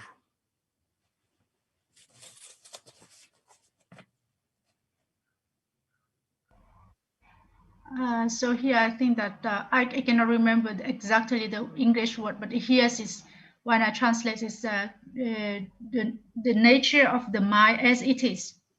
Yes, that is should be that one. Nature as a mind as it is. Yes, should be that one. Tiếp theo là cúng dường tới tâm hoạt động tới niệm. Thiên nữ cúng dường kim cương Tông Nhi Dojima, tinh túy của các pháp đã được tịnh hóa khỏi trạng thái của tâm như thị. Con xin cúng dường tới tâm đạo sư vị pháp chủ, xin hãy chấp nhận với tâm hỷ lạc thoát khỏi mọi nhị nguyên. Thế và ở đây thì chúng ta cúng dường các cái niệm hay là tất cả vạn pháp. Thì ở đây khi mà chúng ta cũng vẫn quán tưởng trong thân tướng của Bổn Tôn, và rồi thì ánh sáng tỏa ra từ tâm của chúng ta và ánh sáng chạm tới tất cả vạn pháp. Và ở đây thiên nữ cúng dường thì có màu xanh dương nhưng mà màu xanh đen, chứ không phải là màu xanh dương bình thường mà màu xanh đen. Và ở đây thì chúng ta và khi mà ánh sáng đó chạm tới tất cả vạn pháp thì tất cả vạn pháp này được biến chuyển, được tịnh hóa khỏi cái trạng thái, được khỏi cái trạng thái tâm phân biệt, và nó trở thành cái trạng thái như là tâm như nó vẫn là. Và khi đó thì chúng ta dâng cúng dường tới tâm cụ vị đạo sư, và xin hãy cho chấp nhận với tâm hỷ lạc thoát khỏi mọi nhị nguyên. And here is the which Buddha KHENPO. Normally the sixth one is always a come the Vajra or Vajra. Reason is they say Vajra or Vajra is the embodiment of all the families. So that we call the sixth family, Lord of the six 5 family as the 6th family, and that one is it can be Vajradhara or it can be Vajrasattva. Some texts mention there's one called the 50 Guru, you know, the sadhana, and they in that sadhana they pay homage to the Vajradhara, Vajrasattva. The reason is a Vajrasattva is the lord of all the family.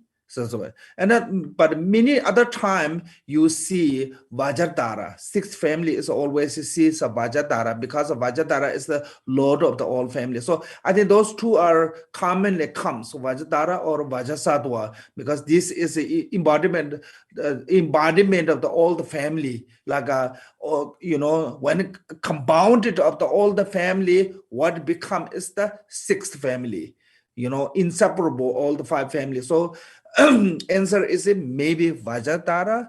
Most of the time is mentioned about the Vajradhara, but sometimes also mentioned about the Vajrasattva too. I think this reason we use the Vajrasattva as a purification. Why? Because it's a Vajrasattva is an embodiment of all the Buddha as a Vajrasattva. So that way it's so powerful to purify it. You know, all the quality of is compounded is it become a Vajrasattva. So I think both way, Vajradhara or Vajrasattva is a work either way. Và em có hỏi thầy là đây sẽ là vị Phật nào, thì thầy có nói là Đức Phật Kim Cương Trì hoặc là Đức Phật Kim Cương Tác Đòa, bởi vì đây là gia đình thứ 6 làm bao gồm của tất cả các gia đình, thì có thể là Đức Phật Kim Cương Trì hoặc Đức Kim Cương Tác Đòa. Chúng ta có thể quán ở đây, và Đức Kim Cương Tác Đòa thì là khi mà chúng ta tịnh hóa tất cả những cái lỗi lầm, là Đức Kim Cương Tác Đòa có cái năng lực để tịnh hóa như vậy, bởi vì là người là ở trong cái gia đình thứ 6, hiện thân của tất cả những cái phẩm tính của hiện thân của tất cả chư Phật, cho nên là có cái năng lực tịnh hóa rất là mạnh để cho chúng ta khi mà chúng ta thực hành tịnh hóa bằng nhờ của Đức Kim Cương Tác Đòa. Thế cho nên là ở đây có những bản bình luận thì nói rằng là Đức Kim Cương Trì hoặc Đức Kim Cương Tác Đòa. Okay, somebody asked 5 female Buddha. So I think earlier I made one mistake. So maybe I started newly. Earth as a Lojana, water as a Mamaki, Chu, fire as a Tara, and wind as a what called the Pendura as a Gokarmo, and space as a Dada Vishwari, Yinchuma, Yinki Wonchu, Dada Vishwari. So those are 5 goddess, which is the 5 element transformed to the 5 goddess or 5 female Buddha.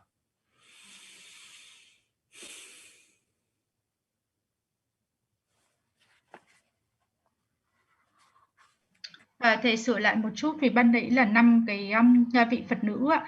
Thì thầy có nói là khi 5 mà yếu tố của chúng ta chuyển thành 5 vị Phật nữ, thì thầy có sửa lại một chút là yếu tố đất thì là Loreha, yếu tố nước thì là Mamaki, yếu tố lửa thì là Tara, yếu tố gió là Pandura, và yếu tố không gian là Ichuma. Khi mà 5 cái yếu tố của chúng ta trở thành 5 vị Phật nữ thì sẽ là như vậy ạ.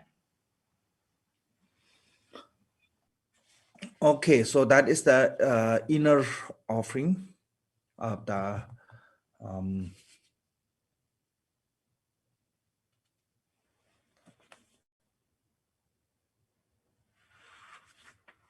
sorry. I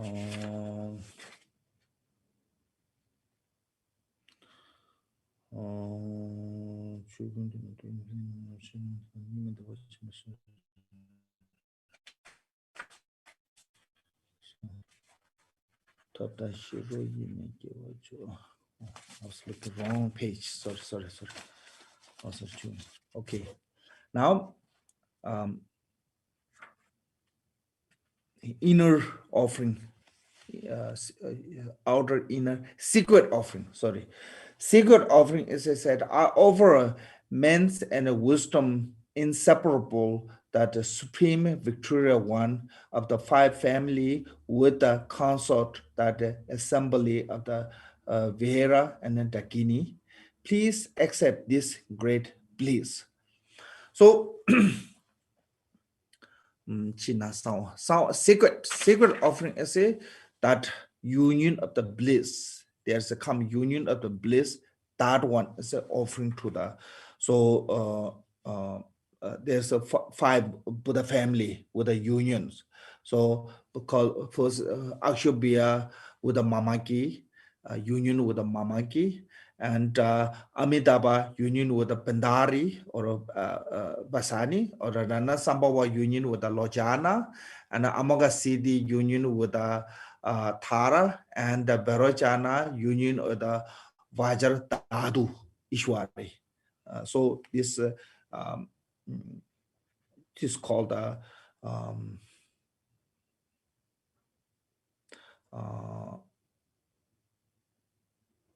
it's called the bliss of the union. So that is a really secret offering. So I heard someone said, why Vajrayana is called the secret vehicles? Because it's a secret.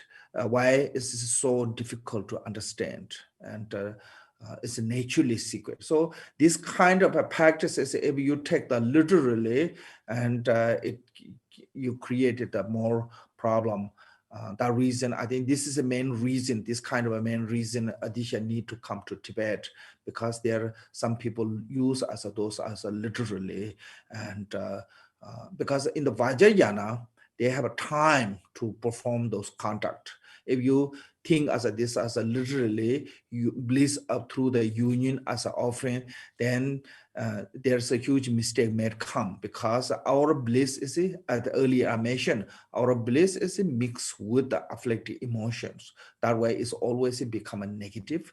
The enlightened beings who have a non-dual wisdom, then they can perform this one. So who can have that non-dual wisdom is above the 8th bhumi.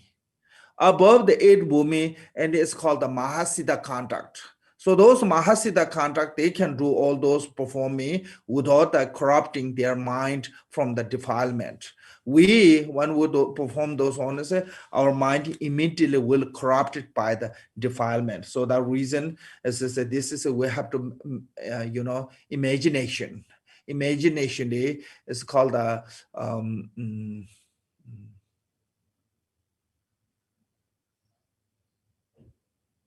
I think path of the liberation is mostly is you visualizing. Also, you can see there's called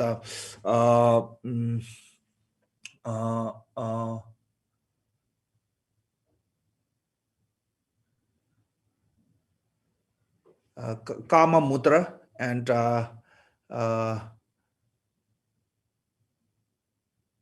Kama Yoga and Wisdom Yoga. So in Tibet, after the Adisha, Karma Yoga never exists anymore, including the empowerment, everything. So it's mostly you visualizing as some kind of a union and bliss with that two offering. So so again, you have to visualize yourself as a deity. From your heart, radiate the light, and from the light to manifest all the pure and full of this union of the five Buddha family. And from the union of the five Buddha families is this as a great bliss, as an offering to the Guru Buddha.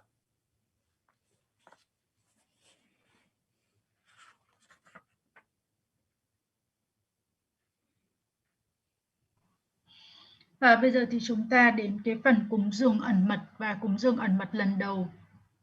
Đấng chiến thắng tối thượng không tách biệt phương tiện, trí tuệ và thiện xảo. Ngũ thiền bộ Phật Yap Yung cùng với tập hội Daka và Dakini ngập tràn khắp không gian phi thường. Còn xin dâng cúng dường tất cả, xin hãy chấp nhận bằng tâm hỷ lạc. Thế và ở đây thì cúng dường ẩn mật đó là sự kết hợp của hỷ lạc và tính không. Thế và chúng ta thấy là có cái nếu mà trong kim cương thừa để gọi là cái cỗ xe mật, bởi vì rằng là tại sao? Bởi vì là nó rất là khó để mà hiểu. Nếu như mà chúng ta mà không hiểu thì sẽ rơi vào những cái sai lầm. Thế và ở đây là cái sự hòa hợp của năm của gia đình ngũ bộ Phật. Thì ví dụ như là Đức Bạo Sinh Phật thì là hòa hợp với cả Đức Phật với cả vị Phật nữ là Rochana, Đức A Xúc Bệ Phật là với cả Mamaki, Đức Bất Không Thành Tựu Phật là với Đức Tara, Đức Phật A Di Đà là với cả Pandura, và Đức Đại Nhật Phật là với cả Ichuma. Thế đấy là cái sự kết hợp của 5 gia đình ngũ bộ Phật. Thế và ở đây thì cái hỷ lạc của những chúng sinh giác ngộ và hỷ lạc của những chúng sinh thế tục như trên thầy đã nói là nó hoàn toàn khác nhau. Cái sự hỷ lạc của chúng ta là luôn luôn là có cái sự hỷ lạc cùng với cả những cái nhiễm ô, thế cho nên là kết thúc của nó bao giờ cũng là tiêu cực. Thế còn đối với cả chư chúng sinh giác ngộ là bao giờ đạt từ địa thứ 8 trở lên, và khi đó thì có cái giới hạnh của Mahasita. Khi đó thì chư vị không còn những cái không còn bất cứ những cái nhiễm ô nào nữa. Thế cho nên cái hỷ lạc đó là nó là cái sự hỷ lạc không còn nhiễm ô. Thế còn chúng ta là cái hỷ lạc luôn luôn là trộn lẫn với những cái sự nhiễm ô. Khi mà quán tưởng làm Kama Yoga hay là yoga và yoga trí tuệ đó, thì Kama Yoga là không tồn tại sau khi mà Atisha tới Tây Tạng, và đấy là cái sự kết hợp của hỷ lạc và tính không. Thế và ở đây thì chúng ta dâng cúng dường cái sự hỷ lạc như vậy, từ tâm chúng ta tỏa ra ánh sáng và tràn ngập khắp không gian, với cả sự hòa hợp của 5 gia đình Phật, 5 gia đình Phật nam và nữ. Và như vậy rồi chúng ta dâng cúng dường tới chúng ta dâng cúng dường. So this is, I mean, the text here said, I offer means and wisdom. This is it. That's the key. Is a means and wisdom, mean the wisdom and method, that union. So there's not talking about that literally like a male and female unions. Men are symbol of the method. Female are symbol of the wisdom. So those two are union as a method and wisdom unions. So when you do like a generosity, moral, ethic, patience, those called the male or method.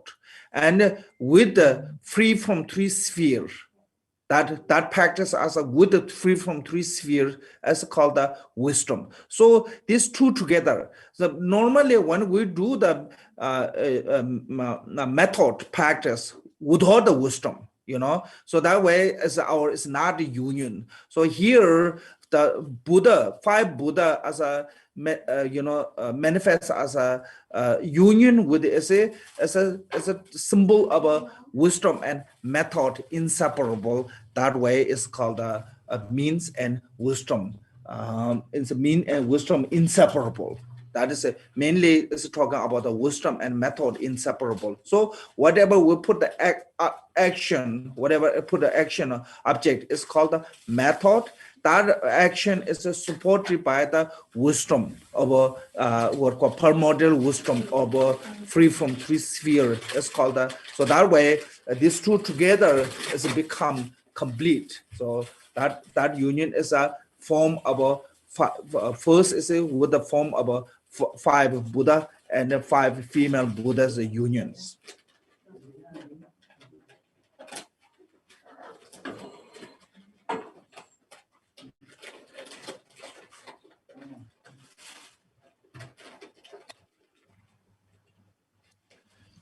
Thế và ở đây thì trong Can you wait a little bit? Sorry. Thế và ở trong này thì có nói rằng là gì? Đấy là không tách biệt giữa phương tiện và phương tiện trí tuệ và thiện xảo. Thì ở đây là phương tiện và trí tuệ, thì phương tiện chứ không phải là sự kết hợp của nam và nữ. Phương tiện thì chính là nam và trí tuệ là nữ. Ở đây không nói rằng là đấy là sự kết hợp của nam và nữ, mà đây nói rằng là sự kết hợp của phương tiện và trí tuệ. Khi mà chúng ta thực hành bố thí, trì giới, tinh tấn vân vân, thì đấy là tất cả là những phương tiện, và chúng ta thực hành những cái phương tiện như vậy thoát khỏi 3 ảnh hưởng, thì đấy chính là trí tuệ. Thế và ở đây là sự hòa hợp của 5 gia đình ngũ bộ Phật, đấy là sự bất khả phân của phương tiện và trí tuệ. Bất cứ những cái hoạt hạnh nào mà được cùng với cả sự hỗ trợ của trí tuệ ban sơ mà không có 3 ảnh hưởng, thì đấy chính là sự kết hợp của 5 gia đình ngũ bộ Phật nam và 5 gia đình ngũ bộ Phật nữ. So this one is based on or dependent on the Buddha, male and female. We have this union offering. And second one is a Bodhisattva. So said from the equality of all the phenomena, the ocean like a samadhi, ocean of the awareness manifests the arising as the guide of all beings.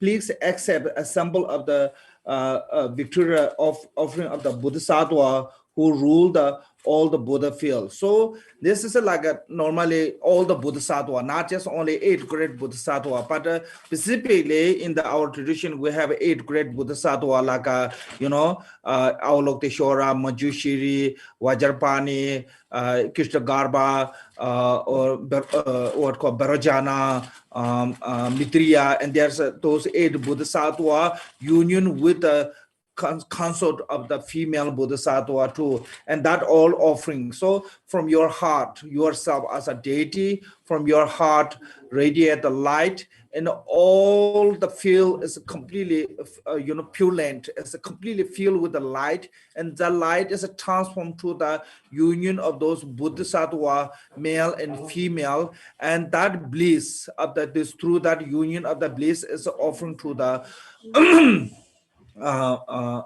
Guru Buddhas.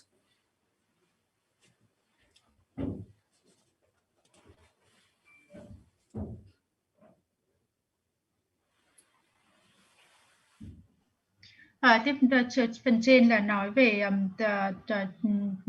những vị Phật, thế còn ở dưới thì là nói đến phần tiếp theo là dâng cúng dường hần mật lần 2, là nói là về những cái vị Bồ Tát. Thì ở đây thì nó từ trong định như đại dương về sự bình đẳng của vạn pháp, từ trạng thái an trụ này, những hoạt động bao la phi thường dẫn dắt mọi chúng sinh và ngự trị tất cả các cõi tịnh độ tới người, con xin dâng cúng dường những vị Bồ Tát, xin hãy chấp nhận. Thì ở đây không chỉ là 8 vị đại Bồ Tát mà còn tất cả chư vị Bồ Tát. 8 vị đại Bồ Tát ở đây thì chúng ta biết rồi là Đức Quan Âm, Đức Kim Cương Thủ, Đức Mạn Thù, Đức Hư Không Tạng vân vân. Thì đấy là 8 vị đại Bồ Tát.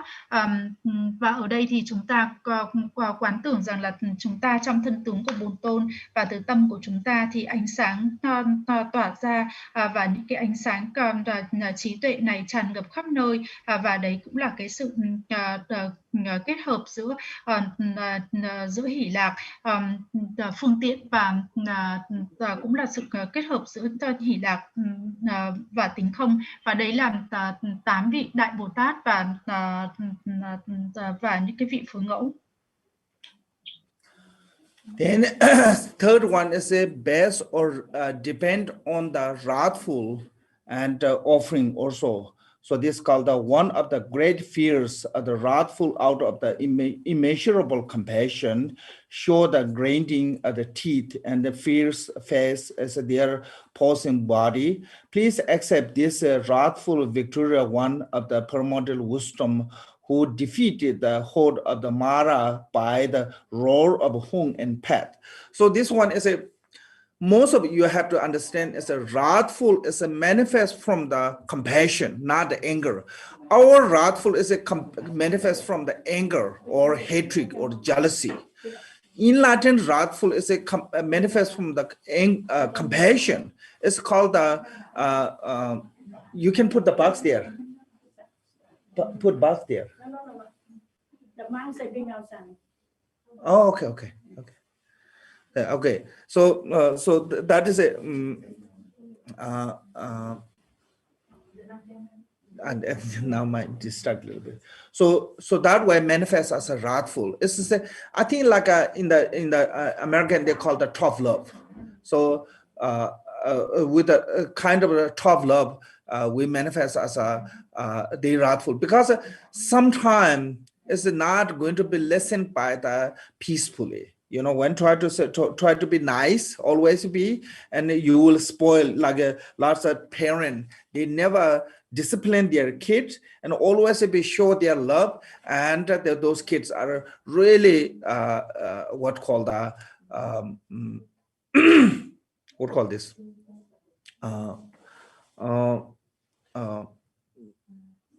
you know, become like a really spoil. So then it cannot be make them good person. So that way, sometime in Latin being have to manifest as a three, wrathful forms. So that way, when we in the receive empowerment, called the three set of a deity to complete to perform the empowerment. So empower. When empowering means that we are ripening, fixing us, or preparing for the can become a practitioner. So preparation needs to be, you know, Buddha and Bodhisattva, and also wrathful. Through all three together can make us a preparation of the ready to receive empowerment, ready to practice Dharma. So that way, wrathful's job is, removing all the defilement, obscurations, and also some sudden, evil in us or outside. Our evil is it cannot be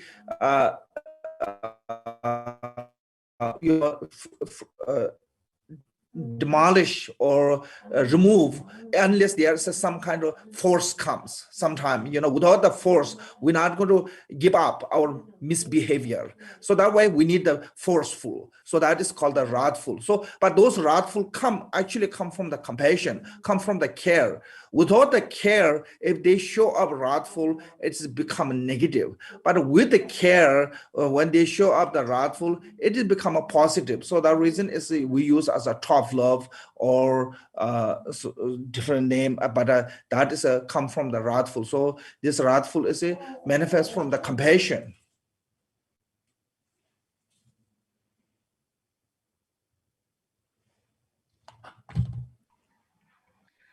Tiếp theo là cúng dường ẩn mật lần 3. Những tư thế hoạt động phẫn nộ bày tỏ sự giận dữ từ tâm bi mẫn vô hạn.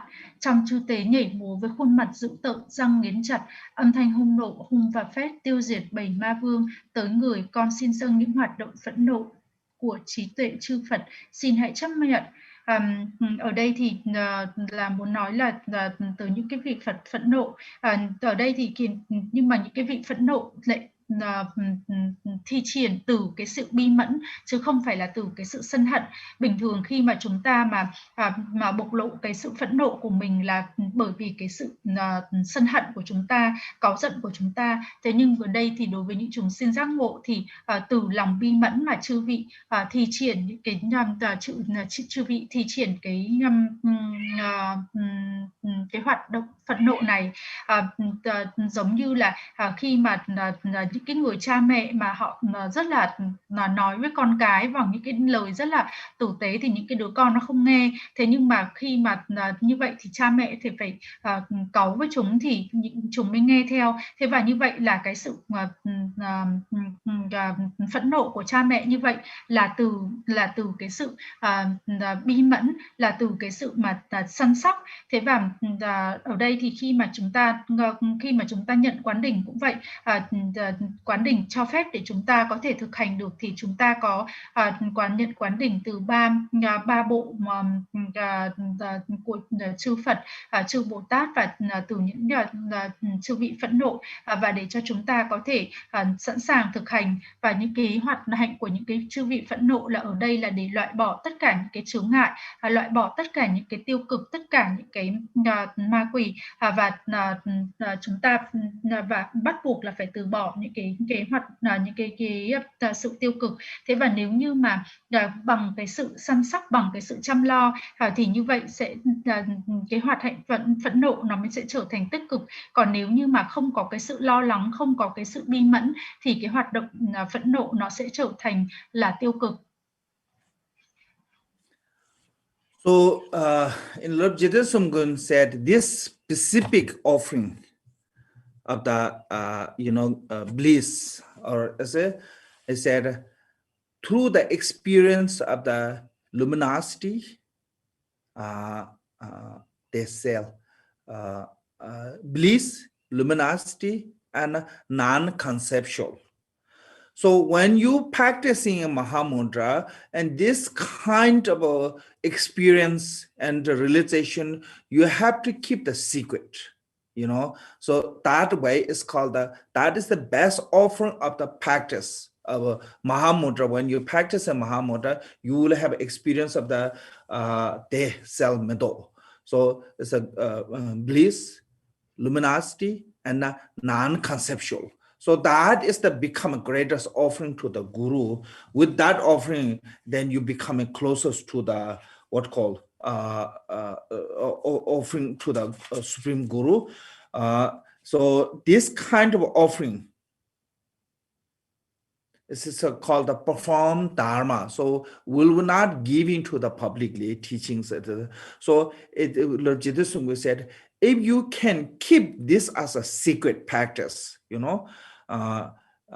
then your guru also come to you, and you will open all the performed teachings through this. You will open all the performed teaching and can receive those all teachings, and secret door of those performed dharma will open. So that way, I think this kind of a practice should be kind of like a more like a keep silent than going to be publicly, or I have this kind of realization, I have this kind of experience. And if you do that one, it's called a sacred as a sell on the market. When bring to the sacred wisdom as a to the market, then it's become a mistake. So that reason is called the secret offering. Is also Jidasumgun thing. This kind of meditation experience has become a secret offering.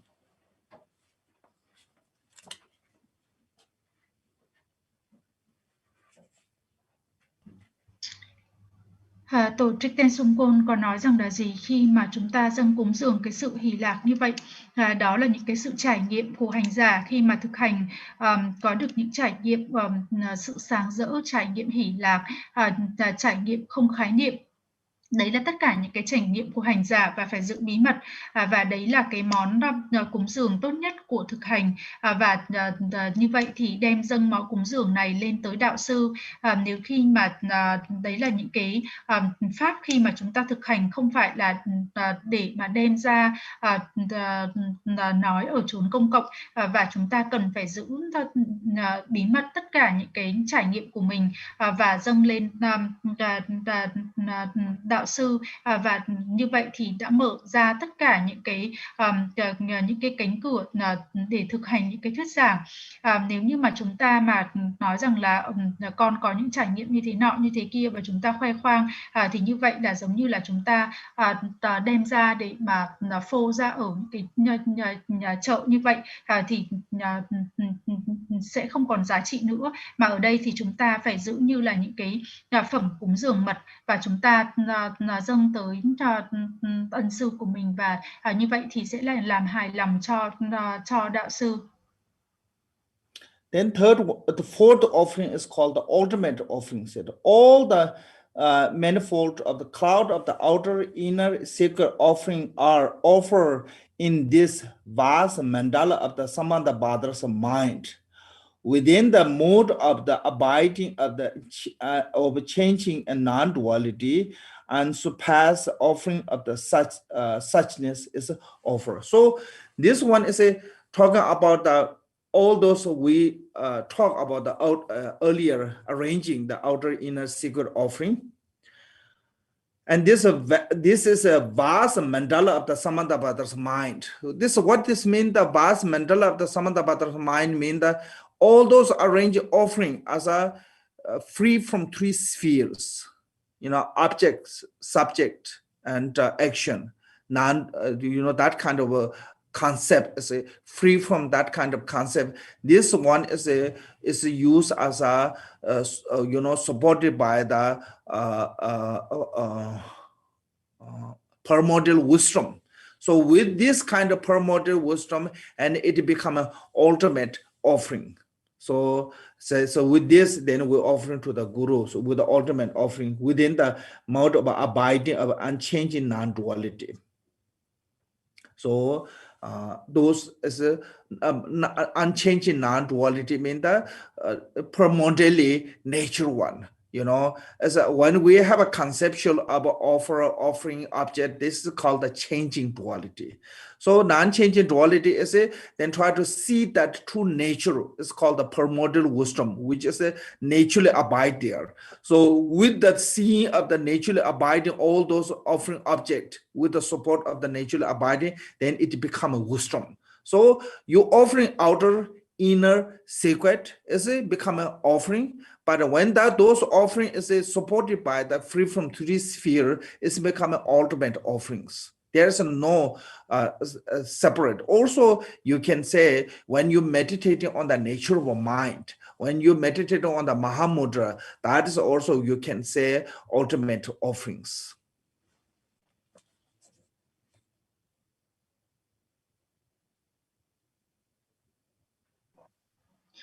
Tiếp theo là cúng dường chân lý tuyệt đối, vô biên những đám mây cúng dường bên ngoài, bên trong ẩn mật, trong vô lượng mạn đà la của chân lý tuyệt đối của tâm trí, mọi sự phân biệt, chủ thể, đối tượng, hành động hòa tan vào trạng thái tuyệt đối, không thay đổi, không phân biệt, tới người con dâng cúng phẩm tối cao của chân lý tuyệt đối. Thế và ở đây thì chúng ta dâng cúng dường tuyệt đối thì và đấy chính là tâm trí của Đức Phật Phổ Hiền, và ở đây thì thoát khỏi ba ảnh hưởng là không có chủ thể hành động, không có đối tượng, không có hành động, và tất cả hòa tan vào trong cái trạng thái tuyệt đối, và cái trạng thái tuyệt đối ban sơ của trí tuệ ban sơ thì nó là không bao giờ thay đổi cả. Nếu khi mà chúng ta vẫn còn những cái sự phân biệt nhị nguyên, đối tượng, chủ thể và hành động, thì như vậy thì nó luôn luôn là sự thay đổi. Thế nhưng mà ở đây nó là trí tuệ ban sơ và nó không có cái phân biệt, cho nên là nó chính là cái trạng thái tuyệt đối, không thay đổi và không phân biệt. Đấy là cái bản chất an trụ và đấy là trí tuệ. Thế và khi mà với cái trạng thái là hoàn toàn tự do, thoát khỏi ba ảnh hưởng như vậy, thì dâng cúng dường với cái bằng cái bản chất của tâm trí và dâng cúng dường những cái phẩm tối cao của chân lý tuyệt đối. So Jiten Sumgun said,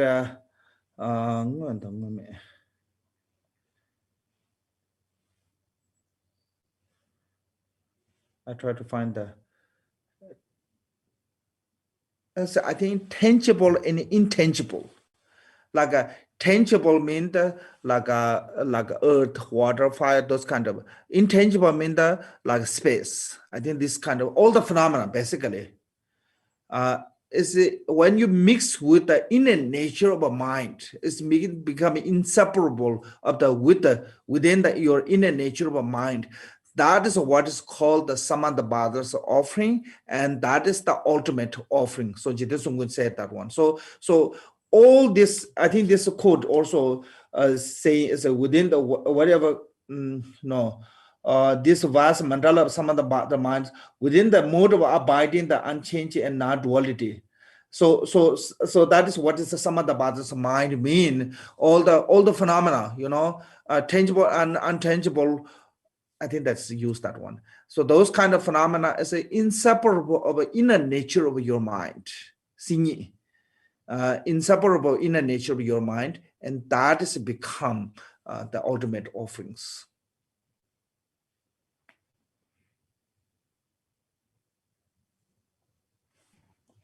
Ở đây cái điều của tổ Triten Sumgon muốn nói rằng là gì? Tất cả những cái phẩm cúng dường hữu hình và những cái phẩm cúng dường vô hình, những cái phẩm cúng dường hữu hình như là nước, lửa, gió, đất. Thế còn phẩm cúng dường vô hình thì là như là không gian. Khi tất cả những cái phẩm cúng dường hữu hình và vô hình như vậy hòa nhập vào với bản chất của tâm trí, thì như vậy được gọi là những cái phẩm cúng dường được gọi là tâm trí của Đức Phật Phổ Hiền. Và đấy chính là khi mà tất cả những cái phẩm cúng dường như vậy hòa nhập được với cái bản chất của tâm trí của chúng ta, thì như vậy được gọi là cúng dường chân lý tuyệt đối. Okay, so I think we stop here today, and already time is finished. Thank you so much, and see you next week,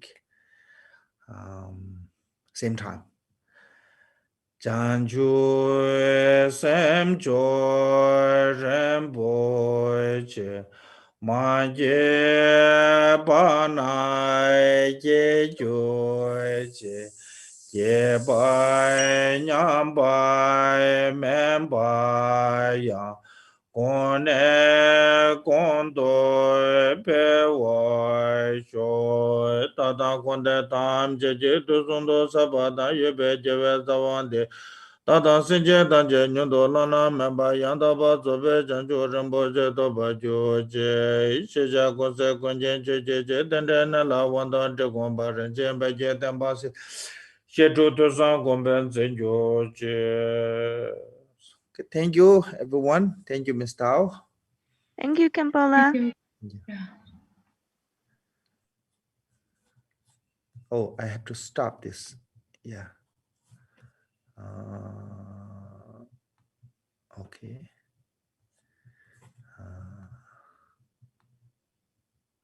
Okay, thanks so much. Thank you, Khenpo. Welcome. Have a good day, Khenpo. Okay, you too. Thank you. Good day.